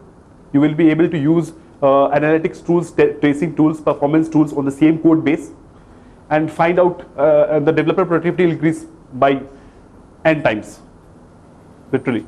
So, for example, because I was using a single code base for all the 6 services, there was just one build system, one init single init conf, and a generator function which will just take the templates and generate templates for all the 6 services. It became really trivial.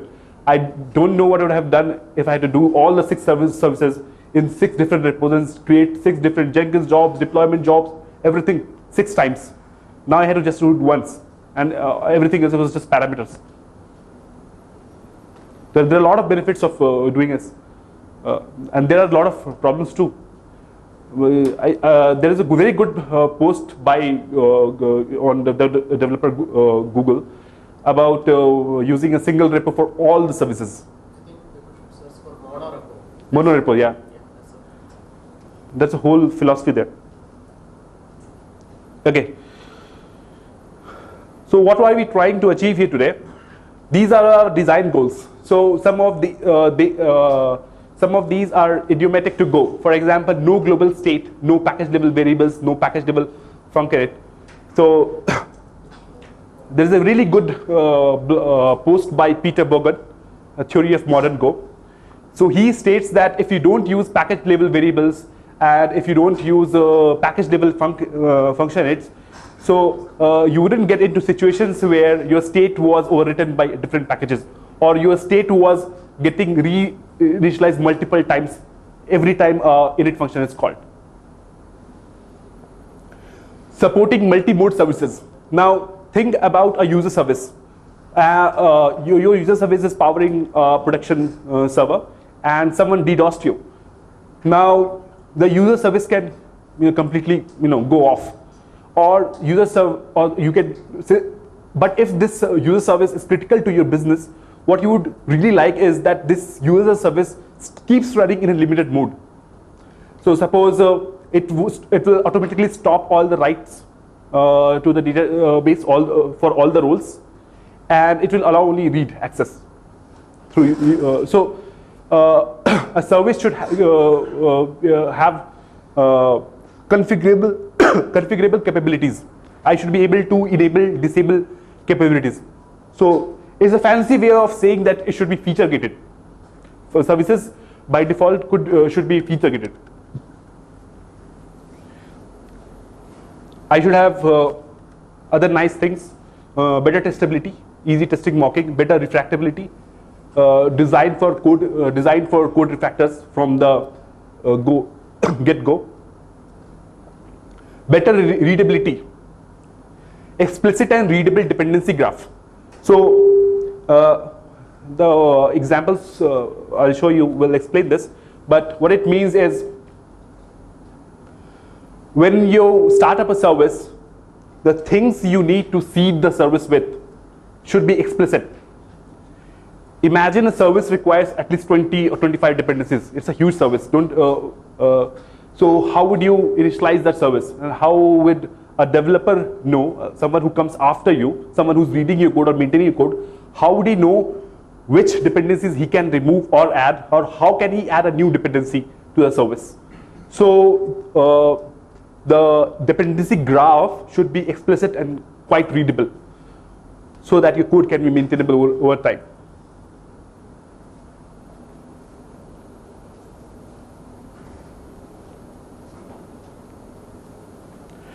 So let's look at a traditional way of creating services and making these services be passed to one another. For example, suppose I have a Spike client, I have a Kafka producer, I have an authentication service, I have another user service, I have an auth service too with a different capability. I have changed the keys. According to these, because of these keys, the capability of the auth service will change. I have a user service which, when seeded with auth service 2, its capability is changed. So I have two user services from the same interface, but they are both in different modes. One is a normal service, user service. One is a user service limited access. Now you can imagine that there could be tens of services like this. And each service can have, even if they have a couple of modes, it immediately becomes quite complex to handle. Maybe it's not complex for you, but someone who comes after you, someone who has to maintain your code, he won't be able to understand why did you do this? How come we are calling this service user limited access as limited? How is that intent clear from this initialization? I didn't do anything special. I just changed the keys here, and when I pass this keys here, I'm naming this variable as user limited access. But to a developer who comes after you, this tool looks exactly the same. So the intent of your initialization is not clear here. Apart from the fact that such initialization will get really messy. So before the refactor, I had 150 lines of just the initializations like that in my main.go, huge. And I was making mistakes all over the place. And not just that, ordering of the installation also started to matter. And I had no idea which should come first, which should come later, what it needs, because the intent of a particular capability is not clear from the struct initializations. So I had a service called group service, and that had 15 dependencies. And that group service had 4 modes. So I had 4 variables called group service limited, group service X mode, group service Y mode, and it was very hard to decipher from the initialization that which particular mode does what. Yeah. If you have a using a tool, you can see the documentation right away, right from there itself, right? So if you are writing a full doc strings for those apps. Well, how will that help? Documentation will just tell you that this is a user service. It will not tell you that a user service has a different capability here. This user service and this user service is different, right? This user service has a different capability. This user service has a different capability, but the doc string will be same for both, right? That will not help. Same for any kind of services. Suppose you have AS client and this Aerospike client, you have multiple roles in this Aerospike client, and because you want to separate out what can read, which client can read and which client can write, for just for obfuscation purposes. So it will not be clear from the initialization what is the intent. Why did you want to do that? It becomes very hard to read later on. So this is a dependency injection with struct initialization, the traditional way. This is how I started with, but it became really messy for just one service, and I had 5 other services which the code looked like that. So I had 600 lines of initialization code, just initialization, doing not doing anything, just initializing things. The problem is not the number of lines of code. The problem is the inherent complexity which comes with it. You are not able to decipher what's going on here and what is expected to happen. So complex initialization code, it reduces readability and also requires prior implicit knowledge of the dependencies of a service. So you have to go to the developer, oh, why did you do this? And if you're going to document that too, so suppose you are going to document that in comments or so on. So now the documentation is not testable. Now you want the capability, multi-mode service or a multi-capability service to be testable too. So the confirmation should come from the tests, not from doc strings or commits.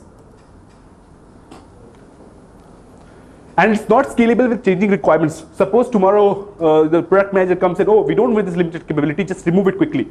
Now, if you are not sure which service has what capability, you can make a mistake there. Or if you are not the same developer, then you can definitely make a mistake there. So such usability and behavior could change based on these things. Service could have multiple mode of capabilities, limited access, it could be in a maintenance mode, it could be read-only mode. Service has a commonly used default mode. Now this is quite important. So there is a commonly used default mode which is used most of the time. So suppose a particular service object is used 10 places and most of the time it is used as a default mode. So if I'm using struct initializations, I will have to write that copy paste that struct initialization code everywhere, again and again and again. If I want different objects, I don't want the same object to be copied everywhere. I want separate objects, but that struct initialization code will be copied again and again. That doesn't make any sense. Why would you copy the same initialization code again and again? It just allows for more bugs. So the default, if the service has a default mode, it should be easy to build that. Service adds removes dependencies over time. So if you want to remove a dependency or add a dependency, or if you want to remove a capability, so I'm not switching between dependency and capability. So dependency could mean added capability or reduced capability, but adding a dependency may not even do that. Capability could also depend on configurations. So if you change the configuration, the capability of a service could change. So capability depends on 2 things, dependency and configuration. Changing dependency will most definitely change the capability though.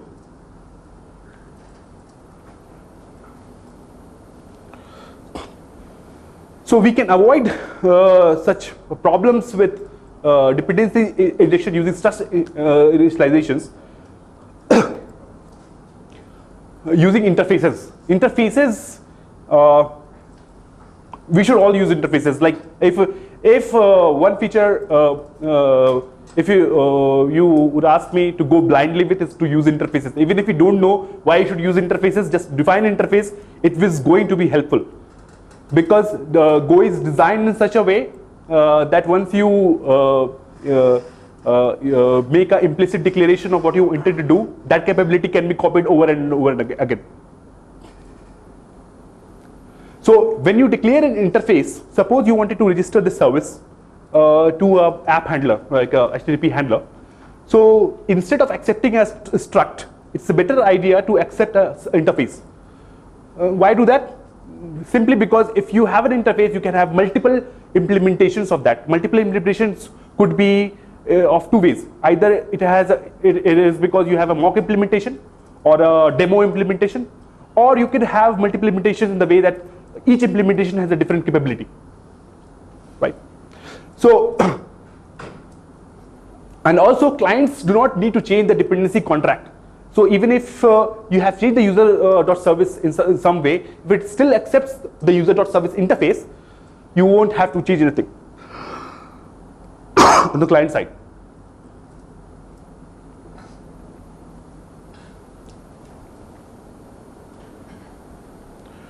All right.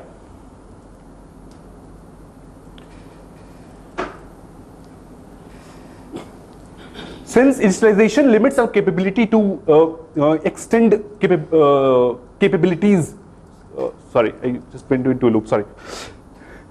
Since initialization limits our ability to extend service capabilities, I would recommend, this is from my own experience, so I solved the problem of structured initializations by using constructor functions. It's a simple idea, but there is a nuance to how to use that.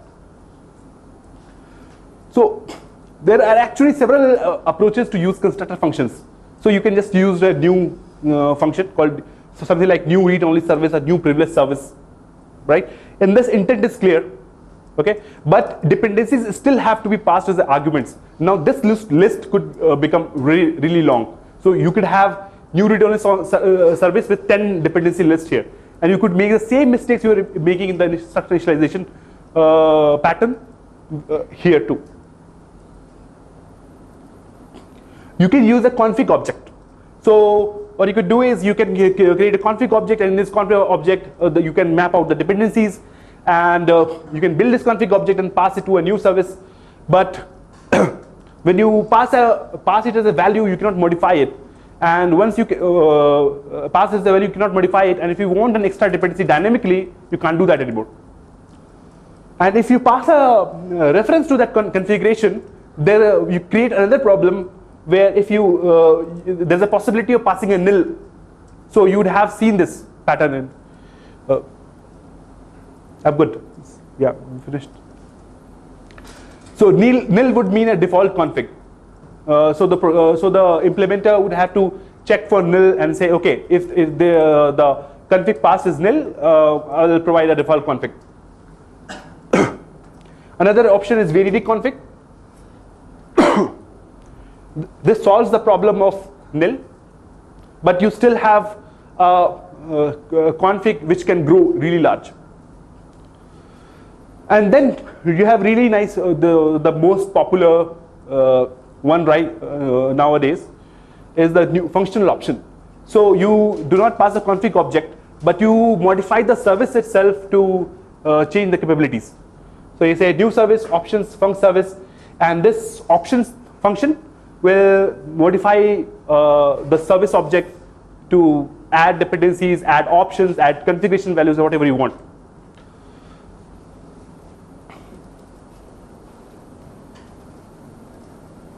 So I would recommend something, a variant of the functional option. So functional options is nice, but the same problem of initialization as structured initialization. So suppose you have something like this, new service, and you have a default configuration you always use, Mongo session, and you have you want to use a privileged mode. So this list could get really long, and this list also could get really long. And you also have, but you have also have this kind of behavior where in your service you can pass multiple modes. Now you can pass new service, default mode, and privileged mode. This doesn't make any sense, but it allows this functional option pattern allows this. Even though it does, how can a service be in 2 modes? So we can have a pattern like okay, whatever comes last will take as an argument from that is a mode of the service. But to a new reader, it it's confusing that okay, how can a service have multiple modes? So I would recommend something in between, something called functional config options, where you have a combo of functional and config patterns. You have a default config, and you have a variadic config options. So your option, function option, modifies the config object itself, your default config itself. So so what you could what does this give us? So any additional attributes or capabilities you want to override or add, you can just modify the default configuration. So that's how, if you think about in a way of object-oriented programming, that you have a base class and you modify the capabilities of the base class, and you change the behavior of the particular service. So this pattern helps in that. So there's a bunch of code. I can show it to you. Just one slide, maybe. Okay. Okay. So this is how it look. This is a service interface, and you define a configuration, and your new service will run like this.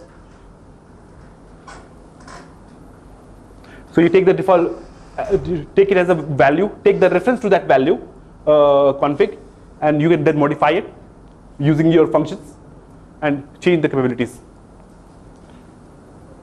So your initialization code now is like this. So I'm still using app handler with struct initialization. So normally I would rewrite this also as a in a functional option config option. So your installation code becomes something like this: my user service, new service, default configuration; my privileged service, new service, default config, and privileged mode. So this, at least in my opinion, this is more readable than previous ones, because what you're doing is you have passed in a default configuration and you're modifying it with privileged mode option.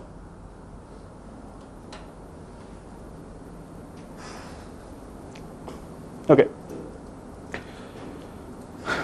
So the benefits are, once you write the interface, you get you can writing a mock implementation is just natural now. I don't think I have a lot of time. Just skip the slides. These are just the benefits. But the source, the key, the main thing I wanted to talk about was the functional options config. Refactoring code also becomes easy. I literally did this. So earlier my code was all compiled in one main.go. Separating out was very easy after I used functional option config. I just started copying it over, and splitting into multiple repositories will be easy too, because everything is a package. My main service file just has main.go, nothing else. So services / service name / main.go, and there is nothing else. And the config file, yeah, for the particular service. All right. So there are some tools to manage this dependency graph. I have not looked into them yet, but maybe we could you guys could go through there. All right. So the key takeaway is pass dependencies to a service implementation as functional config options in this particular way. So this is my proposal. So it has not been long since I implemented this. It has been since 1 month.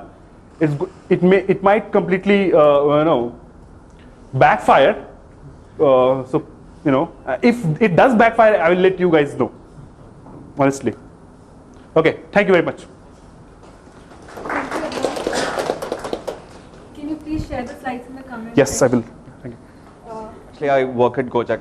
We are sort of like a transportation fleet with Paytm, all those things in Indonesia. So in our company, we have different services, like each for its own purpose. And we've been writing Golang code for services, which takes really huge load. And also, we were initially using Java, and then later Ruby, and then finally we see most of the things we could accomplish with Golang. But always there is cases where like we could use Clojure, and there are some cases where we have to use different things. So yeah, so if there is anything catch up with me, that's about me. So today I'll talk about embedding in Go. So any questions, please stop me, and it's going to be live code. If you can't see it, you guys can come up front. So how many of you are new to Go? Just data collection, like first time? Cool. And who's using Golang in production? Cool, nice. Very drastic difference. Okay, so since that is the case, one question. In Java, even here he was talking, like previous speakers were talking about like inheritance, and Go doesn't support inheritance. And we always know that the theory or even design patterns that prefer composition over inheritance. Do you guys agree, or like if you have thoughts, like why not? Just anybody? I think inheritance is complicated. You have to always figure out which function is going to get called from base classes, right? In Okay. Composition, you're just saying that my object, this new object is combination of these set of things. You have IDEs, you can go to the base class, and then when you build something, you always know extend something, so which means you will be knowing the function, right? Right, but you have to be careful there, right? Sure, okay. Okay, I agree the point is something to do with complexity. Any other points? So kind of for what I understand, the difference is inheritance basically, so the composition, like difference between composition and inheritance is composition basically separates what an object is and what it can do. So for example, composition, so in Go, right, Go follows composition. So we can define structs which will say, okay, if we define an object on it, what it is, what it will contain, all the fields and everything. And then using services like receiver and service methods, you basically define what that object does. So there's a clear separation there. Okay, cool. So he's saying it's clearly separate. So I mainly have seen 2 points. One, we basically screw up the inheritance. Like people use it in a very extensive way, and it is complex in that way. It's not because of the way inheritance is built, but rather the way we use it.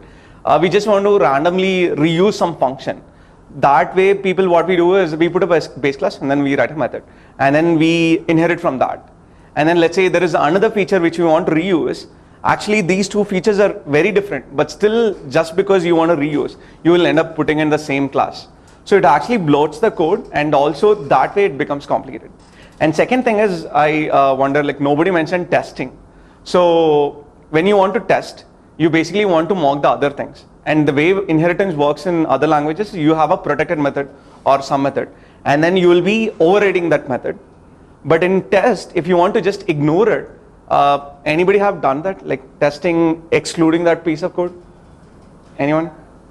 So if it is simple, you tend to use it. But let's say if the base class contains some external service call or some very complicated operation which takes really long time, then you will have to mock it.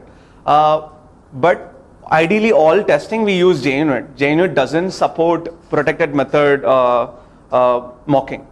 But we tend to use something. There is something called PowerMock where you can mock the things, but it is really complex.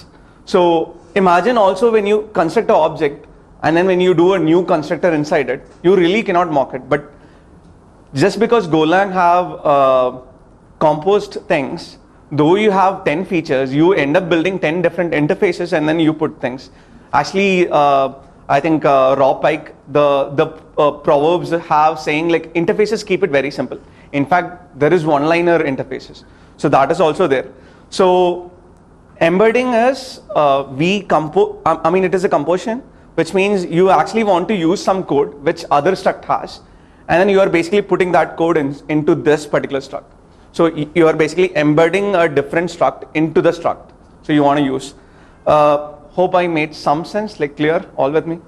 So This also you can think like if you have ultimately it is all about reusability, right? So if you have only functions, then how you will reuse? You will just call that function. You will not inherit from the function, right? So in case of struct also, like you have different types. So if you want to reuse the existing type, you will just embed the type. You will not inherit from the type, which is making more sense with the function and the type inheritance. Correct. Type embedding. Correct.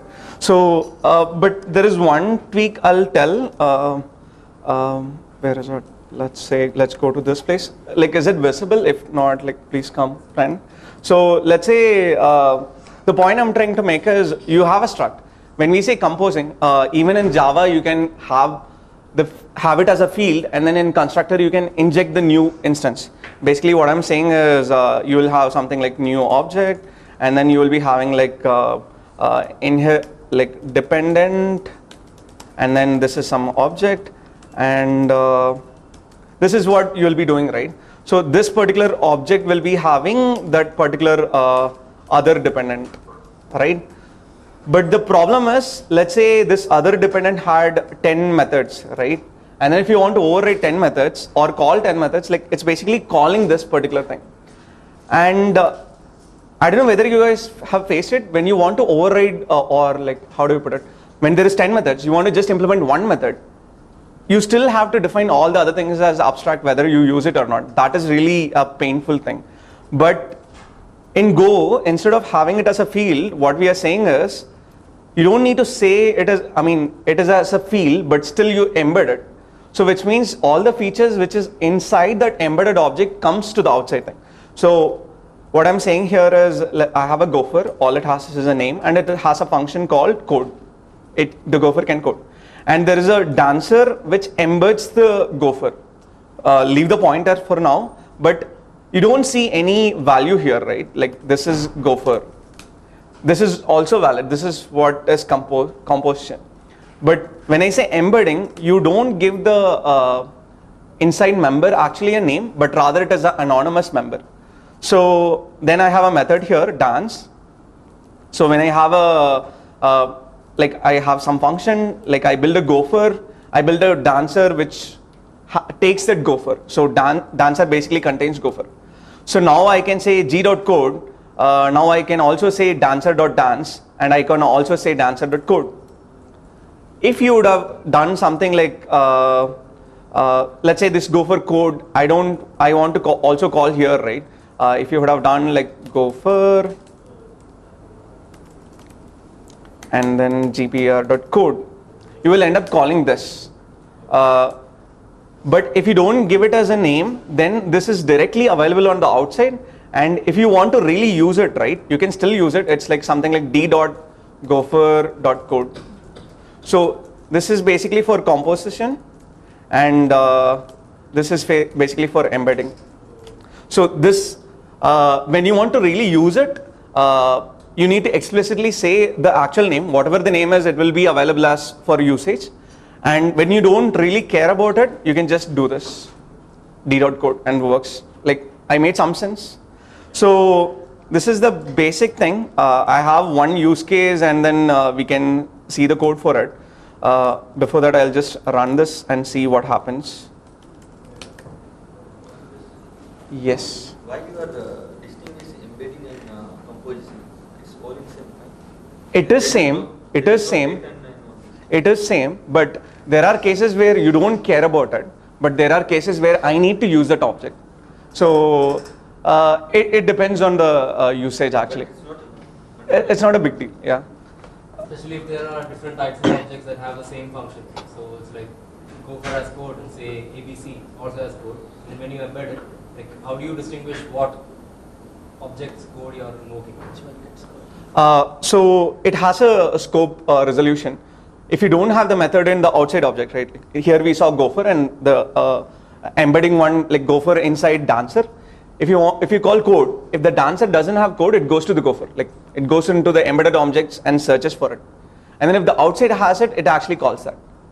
And if it crashes, like if it clashes, it also tells. Like there is a proper resolution order for it.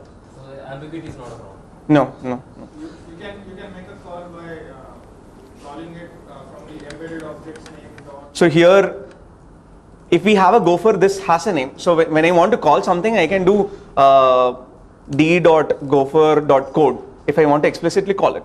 But let's say what he's saying is if it is map of something of, something of string, then how do we call it? You can't really have it, right? Like, it should be a type in order for embedding it. So that was the point. This is primitive, so it won't be possible. Name types, yes. What's the difference? Like, it's like a primitive something I can say. String is a type, but it's a primitive type. But others are like structs, like classes and int, float, that sort of thing. So that way you will not be able to differentiate it, right? So that was the point. Okay, so I'll just run it and then we'll go to the actual one. Okay, so I had a base gopher, it can code, and the gopher dancer, it can dance and also can code. So which means you basically inherited the feature. One more point is the embedding can be either of a pointer type or it can be of a base type. So here I have actually done a pointer type.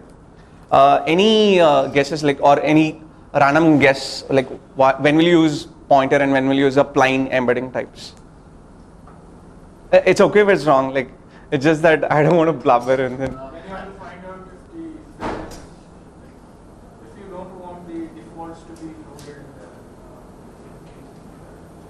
loaded. Defaults for that particular embedded object, then you tend to keep it as a pointer. Okay, cool. Then other points. I used it for a similar reason where I had a tag, JSON tag created from a struct. I want the wait empty and other things to come. At that time I used a pointer. Sorry, didn't get it. So JSON and other thing, you have struct tags, right? Where you can define what the JSON is going to send and other stuff. You can have wait empty and all those things. So when you want to use what is there in the basic clause, you just use the pointer. Otherwise it will create a new set and resend the.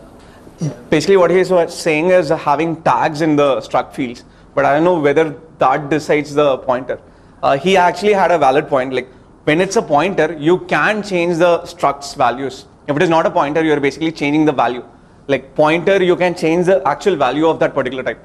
If not, you can't change it. That is the one main reason will be.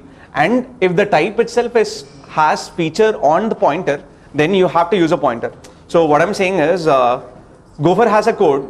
Here you can call d.gopher.code. Can you? Like when I call this, what will happen? Or to make it much more clear, I have a g gopher and then I have a d.g.code. And when I call this, will this pass or fail?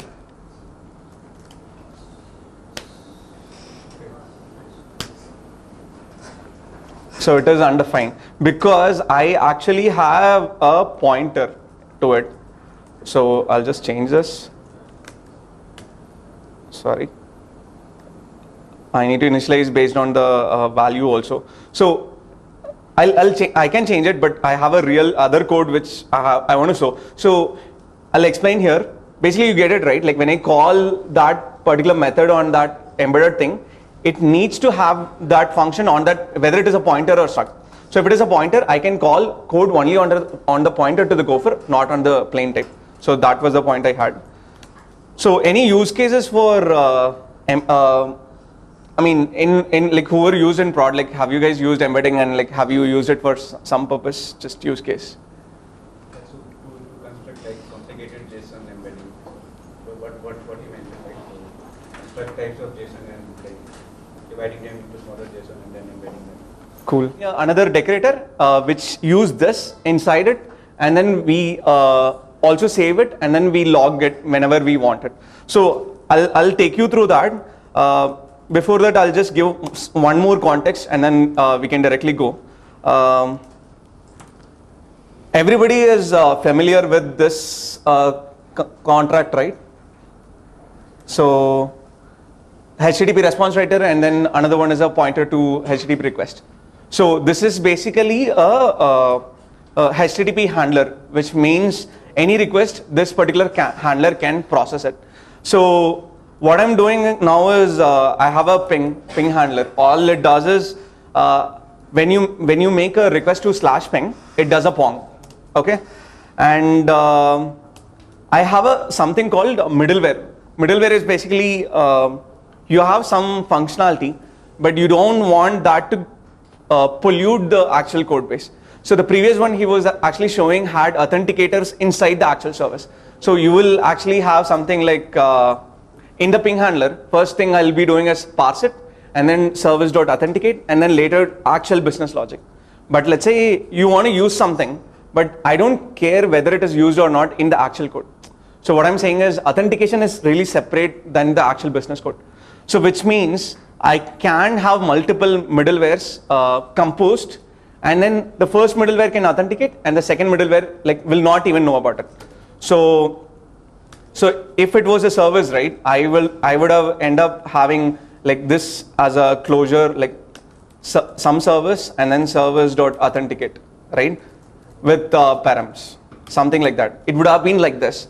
But since it is a middleware, I don't really need to worry about it. So I'll show the authenticator here. So if you notice, ping is response writer, others to our HTTP request, pointer to request, it's a handler. And authenticator is also similar, I'm composing it. This is a handler, I'm returning auth handler. What it does is, it takes a header.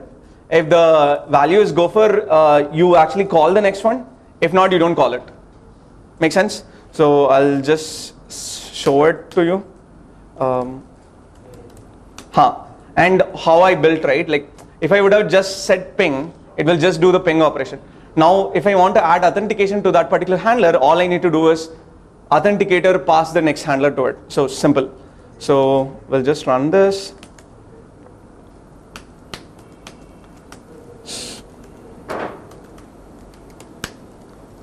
So let's do not pass headers.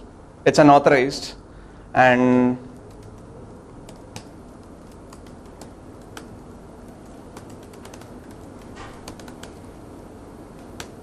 I'm passing the gophers. It's actually gopher. Now it's pong. So hope you got the point, right?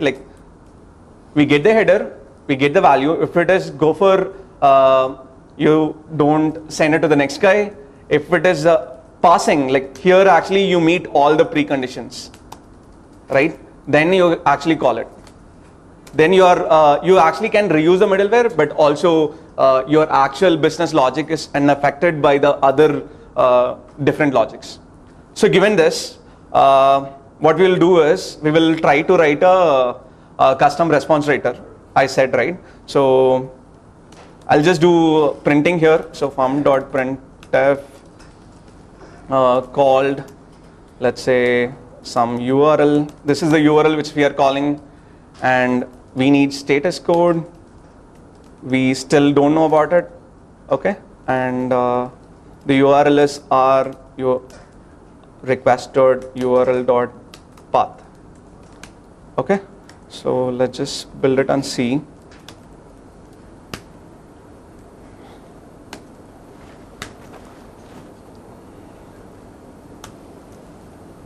So actually you can see the logs. So now this is what we want. For each request, you need to log the URL, and I need to log the status code. I mean, I said it is a use case, but you all guys understand why it is required, right? So for the other folks, basically you will have in any production environment, if you want to instrument, when I say instrument, monitoring it, I have a very, how do I put it?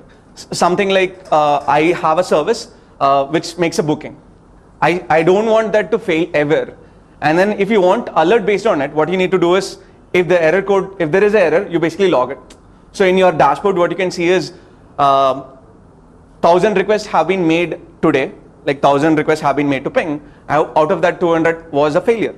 So it is actually used in all the enterprise applications, anything we tend to monitor. It is really valuable. So that is a use case. So now let's implement it. So I have a custom response writer. Let's write it. Type custom response writer.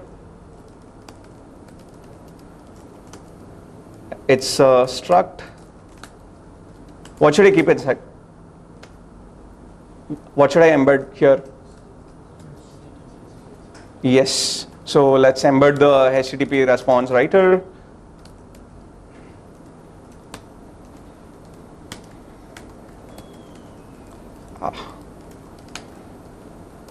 So I have a HTTP response writer inside it. Note this point, it's actually an interface, it's not a struct or something. So you can actually embed an interface. And this can really take, whether it can be a pointer or it can be a value. So interface can take both. It's just a point, like you guys can try out later and then figure out. So now what we want is, how can you save the state? Like guesses, all I have is this 3 methods. I can't change it. Exactly, correct. So we are basically going to we're going to decorate the write header method. So this is the method which sends a HTTP response. This is what we are interested in. So we'll just write, it's a function on custom response writer. We'll just call it response writer, and then write header, and then it takes a status, which is basically an int, and then let's look at I forgot the response. So response is nothing, so that's it. So now I actually want to save the state. What I'm going to do is add something called status code. This is basically int. So now I'm going to use the response writer, but whenever somebody writes to it, what I'm going to do is I'm going to say, hey, this response is this status. Okay, cool. Is this sufficient? Correct. So now is the point, right? Like now if I would have composed, I would have said something like blah and then write header, but now since it's embedded, it is directly available. If you are calling something else, right? Like if you are calling write body, then I could have just done cw.write. But I can't call cw.write header because actually we have called it, then it will be a infinite loop. So what we're going to do is call it with an anonymous name itself. Okay, so fine, all good.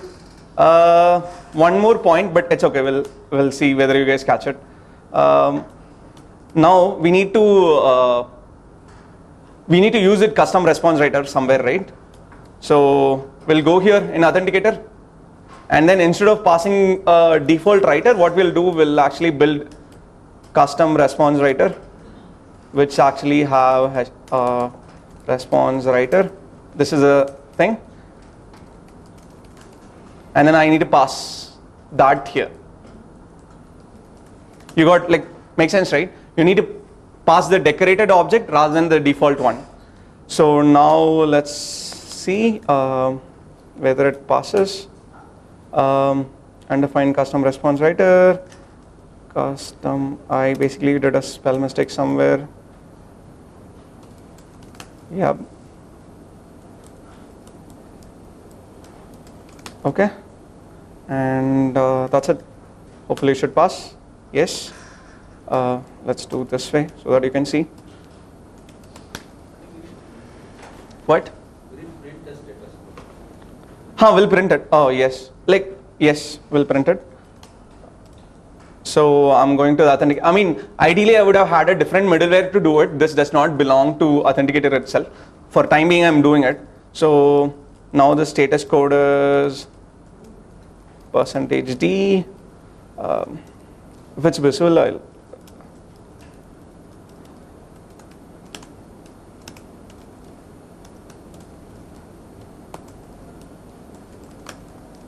And custom response writer dot status code.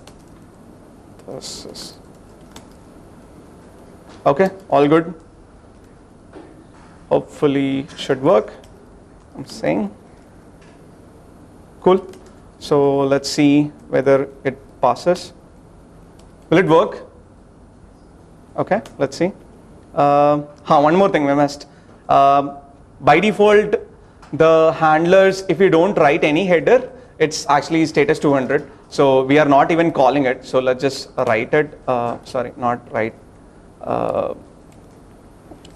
Write header http.status. Okay, something like this. It doesn't really matter. It will write. We are not returning it, right? So that is called. But we still see status code 0. Guesses? Yes. So we actually, like, others got it right, like whoever knew. Now actually, though we are actually saving the value, you have a reference to the other one, but here it is a value. So what we have to do is, this should be a pointer. If not, you can't change the value. And since we change the value, now let's run it. Will it pass now? Will it even compile? It won't compile. The reason being, the write header, we are actually passing the custom response writer to HTTP response writer. So what I'm saying here is, this ping expects a HTTP response writer. The HTTP response writer contract is basically three things, which is header, write header.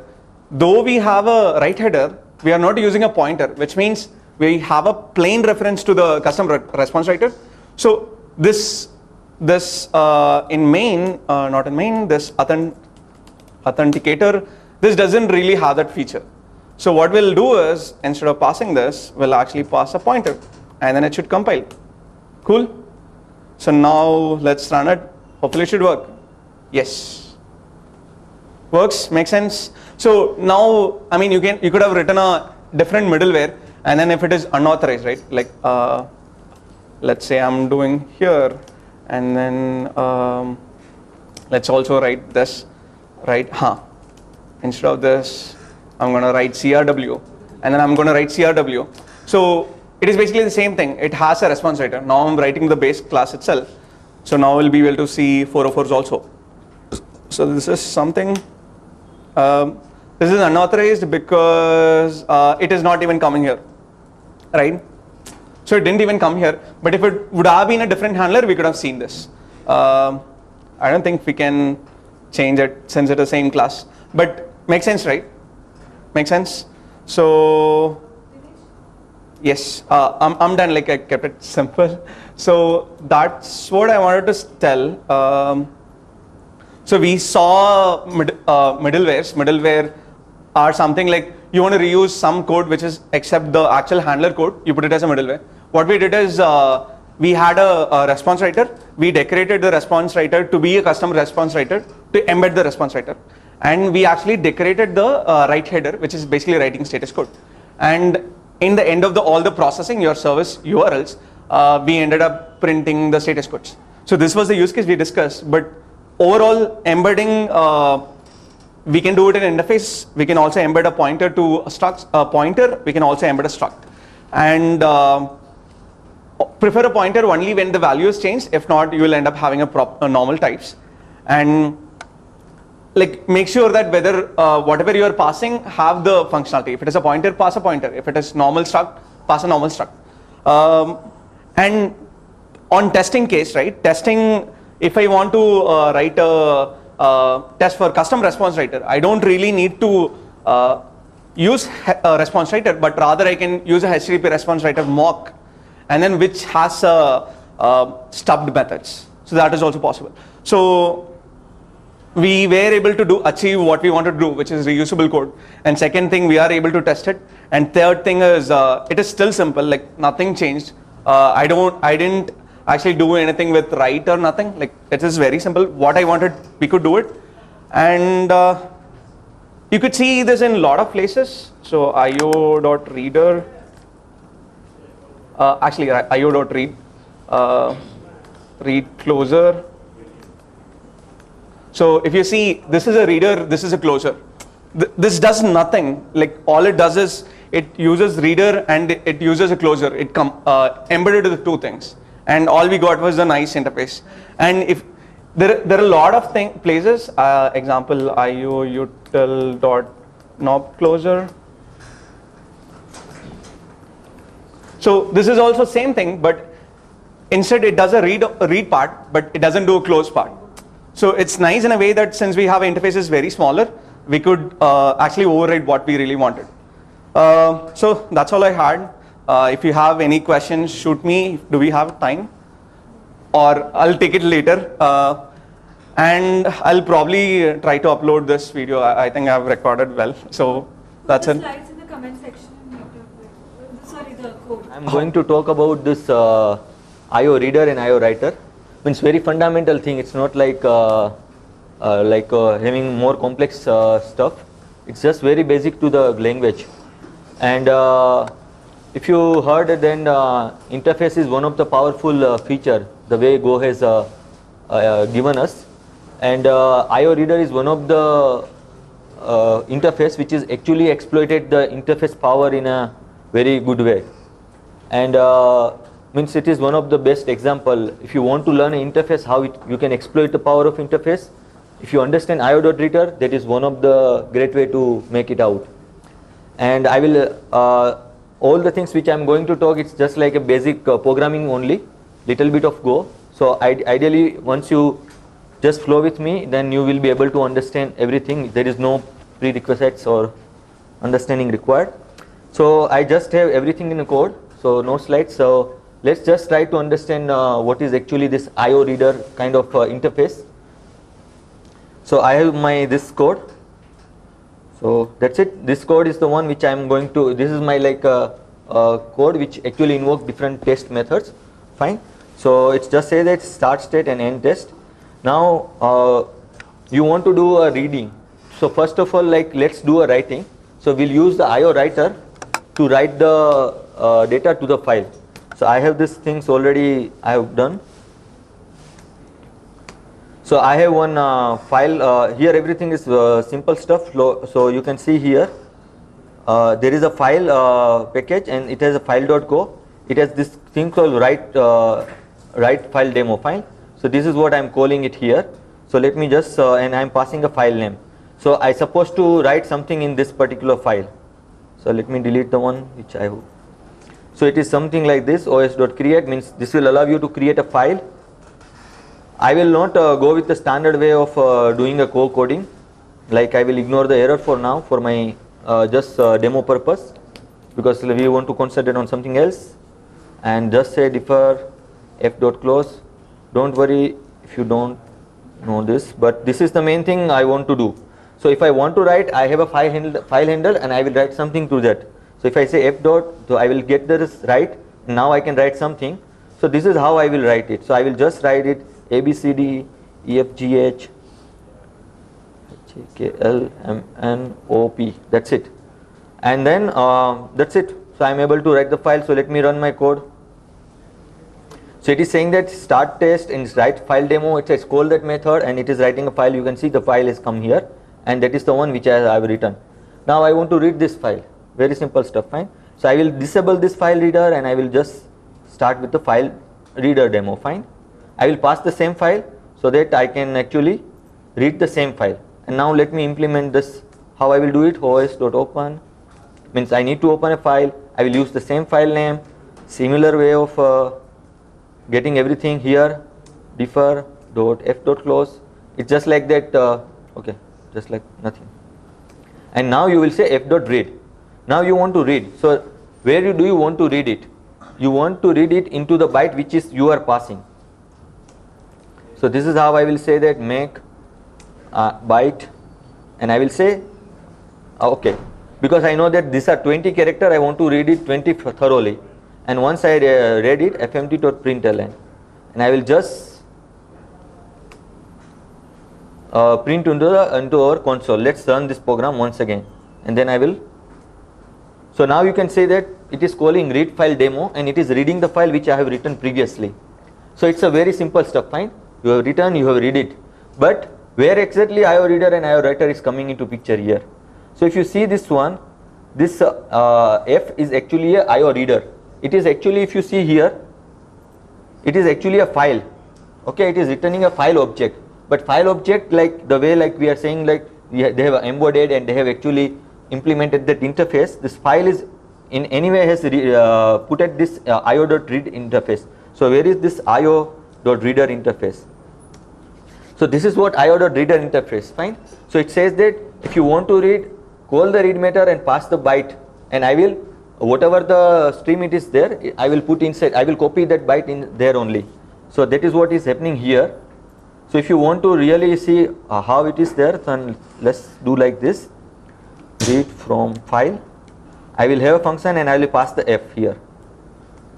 Function read from file, and I will now use IO.reader. So I will just refactor it little bit. Fine. So what I have done, this f which is I have got it for out of this one, I am now passing it to one function, and that function is accepting io.reader only. So now this file object is actually typecast to the io.reader, and now I will just say R. So I just want to demonstrate that this also will work, and this proves that this file f object is actually io.reader, because now you can pass it also. Fine. Now this is the only io.reader interface now I am going to talk about. So not writer, because reader and writer has a similar semantics, but we will see the different aspect how a reader has been reused everywhere in the Go language. If you open a Go language and if you see that how many places this reader is used, then you will find that it is used somewhere around 404 places. You just see how useful this particular one, the reader interface, and we will see why it is so useful. So now coming to this next one. So I have this another demo. See, once again, this is a reader interface, the very simple interface what Go wants, and it has only one method. Fine, read. What it does, whatever the source you pass byte, it will just copy the data to that byte. Okay, that's it, and it will return n equal to how many. So you can pass a byte of 10 bytes, but it may be possible that you have only 6 character, and then n will return as a 6, and otherwise error and all that things. Now coming to this one, count word demo. So I have another thing called count word demo. It will just count the word in this file which I already written. Fine. So I am just initializing variable.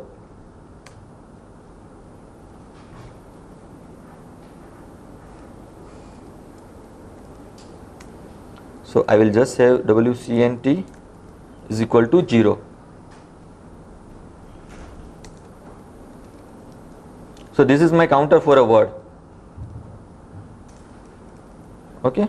So what I am wants to do. So whatever the R which I am getting, I want to read out of that. So let me just say R dot read. Okay. And I will once again read everything in my B, and again I will initialize B equal to make of, means you just go with this what I am explaining, and then I will after some time I will actually try to compose everything, like correlate each other kind of things, and you can just say that now I already have written a function very well to count like whenever there is a space, I will say it is one word has been encountered. So I will pass this B to that one, and whatever is coming I will add it to wcnt. Okay. So what I did, I am reading from the IO reader into my byte. I am passing this byte to this count space. Count space is actually counting number of space in this byte stream, and it will return, and ultimately I will have a word count, and I will write this word count.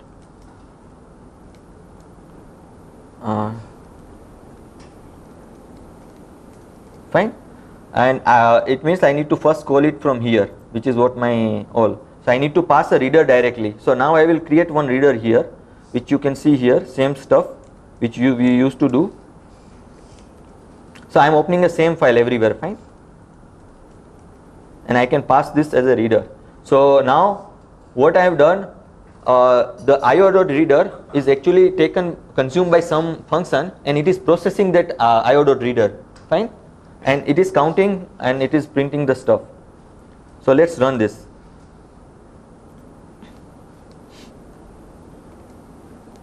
So it has 4 word counted. Fine. Because if you open your this particular file, it has 4 words, 1 2 3 4. I have intentionally kept the space at the end. So now it has actually counted. Now still wait for some time. So we have reader. First we have just see how IO reader is there to read a file. Now we have actually see that how IO reader we are actually reading the content and processing it. Once you process it, it is gone. Fine. Now I will give you the third semantics of these things, which is buffer reader. So now what is this? I will keep this as a on, and let me start with this. So now I have another demo which is for the buffer reader. What I am going to do it here is the R which is the reader I am getting, I am actually going to make it as a buffer reader. Fine. So I am implementing my buffer reader.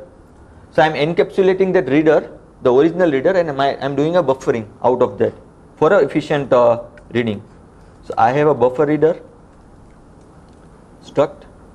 We are also doing this embedding kind of things. You can see, you can have R and io.reader, and then you have a buff, which is a byte. Okay. And now I want to say that this buff reader is also a kind of IO reader, so it has to implement this method. Okay. So I will just say that function reader star, and this is the so now if you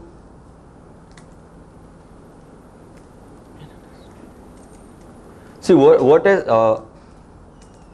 has happened now, this buff reader is also become kind of reader because we have implemented this method. So if you implement any method of any interface, that particular type is become that kind of interface. So now buff reader is become a IO reader, but it is encapsulating a reader. See, in the previous example we were consuming a reader and we are like doing nothing with that reader.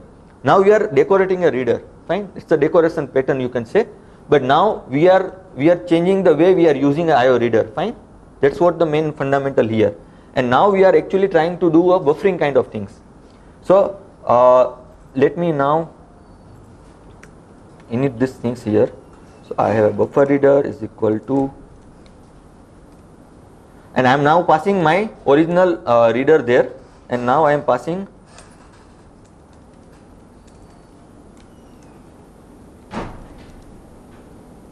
a 0 byte string.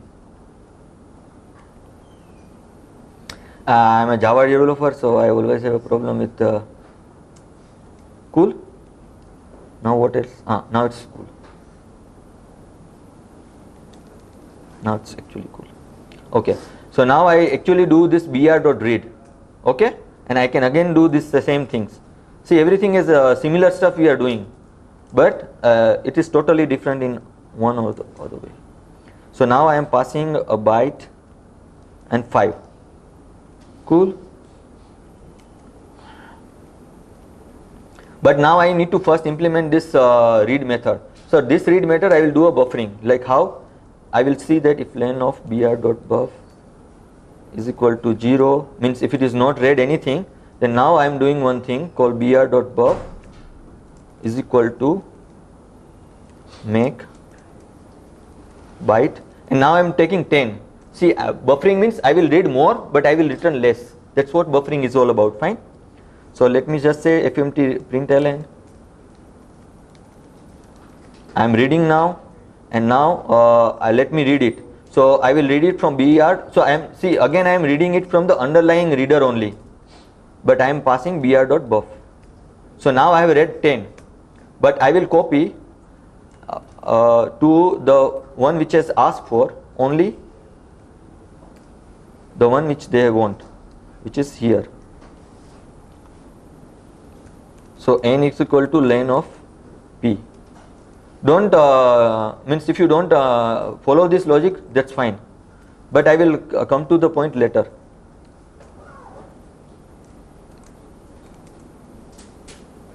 Cool. Buffering is always problematic.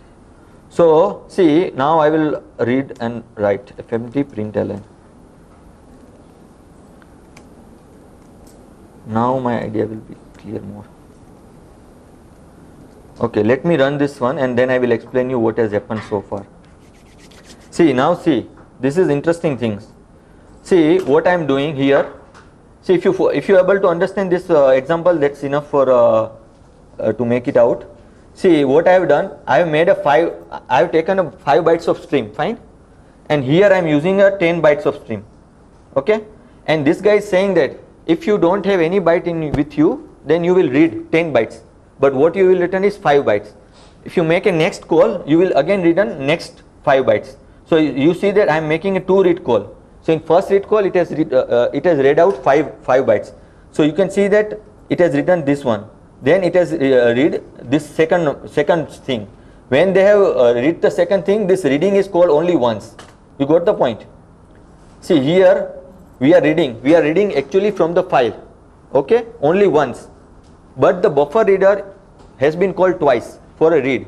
It's doing a buffering, because like if I have a 5 MB of file and if I have a buffer reader, so when you call me first time, I will actually read 1 MB, but I will just return the one which has been asked for. Now you see, this is the power of like I'm encapsulating a reader. Okay, this is called chaining. Fine, we can say chaining. Now you see that in the first example, I have taken the io.reader and I consume it, like I consumed it, and I have actually done some different nature of processing, which is word counting, which has nothing related to the reading. But now I have encapsulated the IO reader and I have come up with my own reader, which is a buffer reader, and I am still doing a reading only. Fine. So you can reuse this buffer reader. You can use this buffer reader as a normal reader to anywhere else. You getting the idea? We are saying that this io.reader is becoming so powerful. So this, you can see totally different two usage. One is like you are consuming it and you are doing something else. So say for example, you have a JSON stream as coming, okay, and when you have that, it is also like io.reader only, fine. But when you consume that things, you will actually create a JSON object out of that, which is what we have done in the word count. We have actually consumed it and we have actually just came with a count, which has nothing related to the reader stream. Similarly, JSON has also not related to this one. But now in this example, we have actually encapsulated and we have exposed another reader. So now both have interrelation with each other. They are still a reader, fine. They are not doing like a way the word count is doing. So this is the second way we have used the IO reader. And there is also a third way. Cool. This much is clear. Any question now? Now you will be able to get the power of this IO reader, and I will be able to convey it to you. Because when I started, I thought of this as one of the topic to give it, but when I started surfing the net, I could not get much like thoughtfulness on this IO reader very well. Fine. No, not then when I go through all the Go code, how they have used IO reader, then I was able to find these patterns. That one, they use the IO reader and consume it, and there it's become something else. The other one, they actually encapsulate the IO reader and expose the another IO reader out of that, because now you have something else to do with that one. Fine. Now I will come with the third, which will be the last usage. Now I am coming with this demo.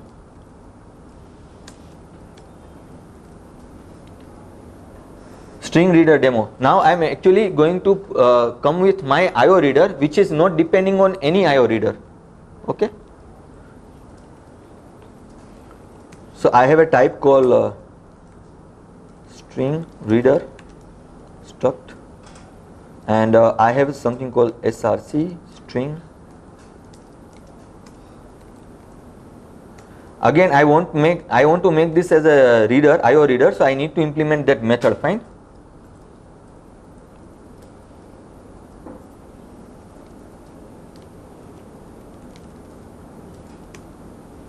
So let's take this method as it is and implement for this guy also.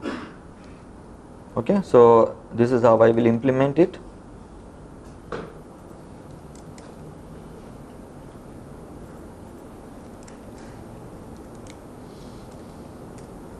Okay, so this is I have implemented the method, but no provided the intelligent. So I can now actually say sr equal to n% string reader, and I am actually passing a new string.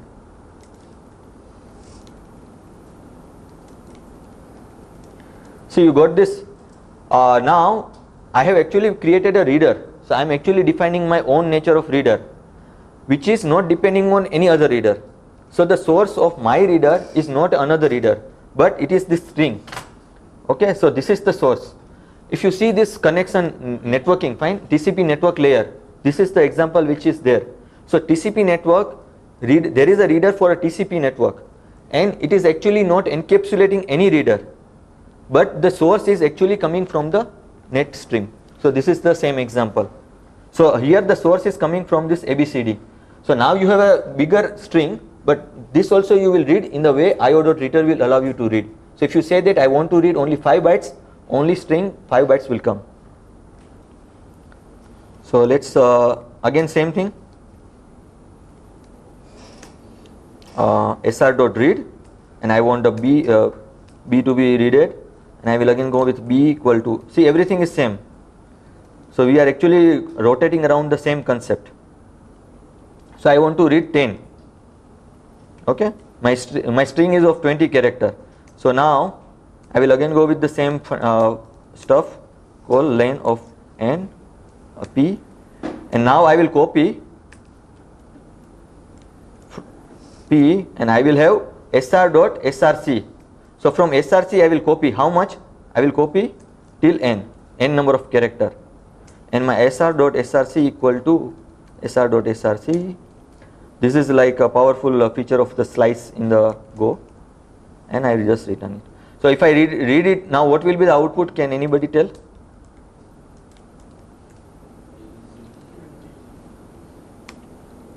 A, B, C, D, E, F, G, H, correct? And the space. So I am just running these things. Cool? Because now I am actually treating my string as a readers. So only 10 has been read. And so if I want to read another 10, then what I need to do? Just call it twice. Got? And just run it. So now I am able to read my whole string. These are the three fundamental ways the IO reader has been tweaked. Fine? It has been used in a different way. Now I can actually do chaining out of this if you want to go a little further.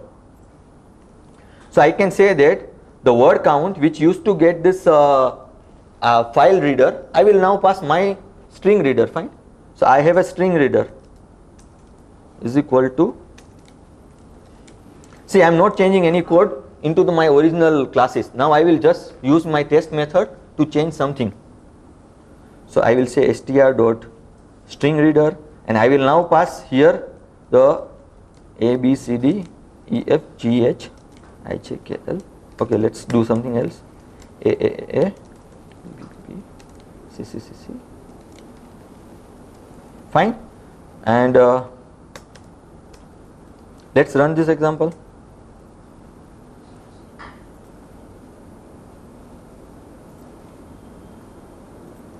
Because this guy wants 20, and in the first place you are, so let's make this as a 10 only. Hopefully this will work. Yeah. So word count is 2 because I have restricted it to just read it.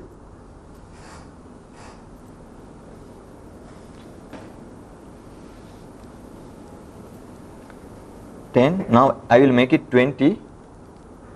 If I make it 20, this should have worked. You're missing a space at the end in the string. Yeah, yes. Cool. So you are able to relate. See, this is the power. Now you see, I have my reader which is a string reader. I have word count demo, fine, which is just counting a demo, counting a word out of IO reader, which I used to pass the file. Now I am passing my reader, but I have no code change. This is called chaining. You can also see that, okay, this is not pretty good. So you can do like now chaining also. You can say that I have a BR equal to buffer reader, and now I am passing SR because my buffer reader, I need to pass a R, which is a, yeah, this should work fine.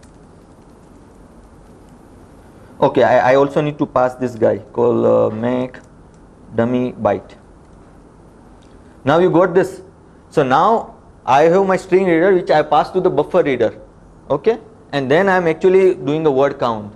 So now my string reader, which is like giving, if you ask to read it, okay, 10 bytes, then it will actually return a 10 byte. But my buffer reader will say that I will buff those 10 bytes, and if you just ask for 5 bytes, I will give you 5 bytes only.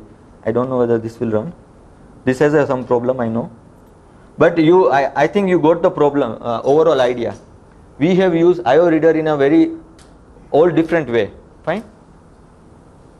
This is like all conceptual stuff. You are doing, you are consuming an IO reader, and you consume, if you see a different example, I also have an example.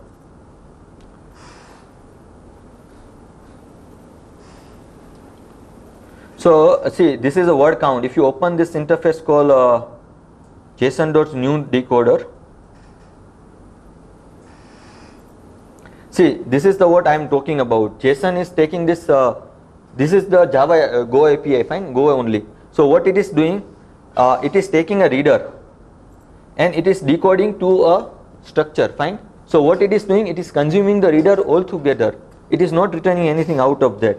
Now, but if you see this one, this guy,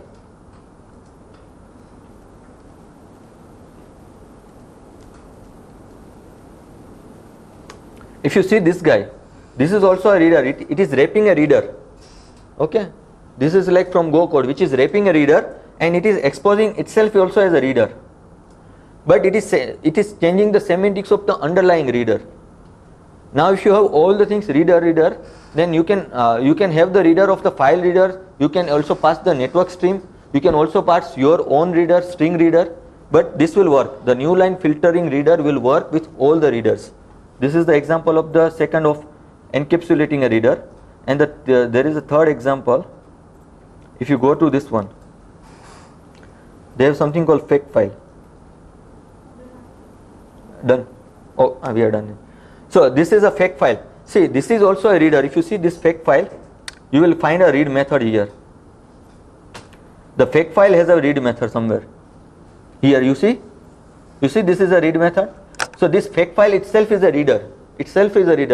And if you see, it does not have anything. There is no reader inside. But what it is operating on the contents. So the source of the reader is actually a string. Now if you have a fake file, so you can actually, if you wanted like a file to be passed, you can just pass, you can create an object of this one and just initialize with any string on the fly. No file is required and you can pass it. So yeah, this is for, they have done it for mocking. So this is pack_test. Actually this also would have worked, but the thing is that we have not intelligently, okay, this asking, no, this is the one. Yeah, leave it. But the thing is that you can see that there is no compilation error, fine. It is just like that my logic of reading, it's not so fine, means sophisticated. It's just like that I'm doing a buffering and all. And I'm always working on the 20 character, but if you go with the 21 character, all the logic will go for a toss, fine. But that is not the intention. The intention is how the IO reader has been smartly used by this. You can see 500 places the IO reader in the Go itself has been used, fine. And I actually go through most of the Go code and I find only these three way of doing it. The fourth way is very simple, which is these people are saying IO.reader and you have a reader closer. So, but you are not actually doing anything with this. Like you have an interface which is a reader as well as a closer. So ultimately it is like the existing reader has been embedded and it has been added more method. This is not changing the semantics of the reader, or it is not utilizing the reader in any different way. That's why I have not covered this part. If you say that there is a reader which is you are returning a value of a reader, that is also nothing but out of the way, which I have actually talked about. So there are three use cases of the reader. Once you pass the reader, consume it and just come up with some calculation out of that. The second is you will actually wrap a reader and you will expose a reader of different kind. And the third is you will come up with your own reader, fine, whose source is not another reader. But once you have this design pattern implemented, you can actually play with your all the code. That's it. Yeah, means this all are like kind of learning which I am doing. So I have never used anything in production. I am a Java developer. I work for SAP and I like Go, so I am just learning Go on my own. That's it.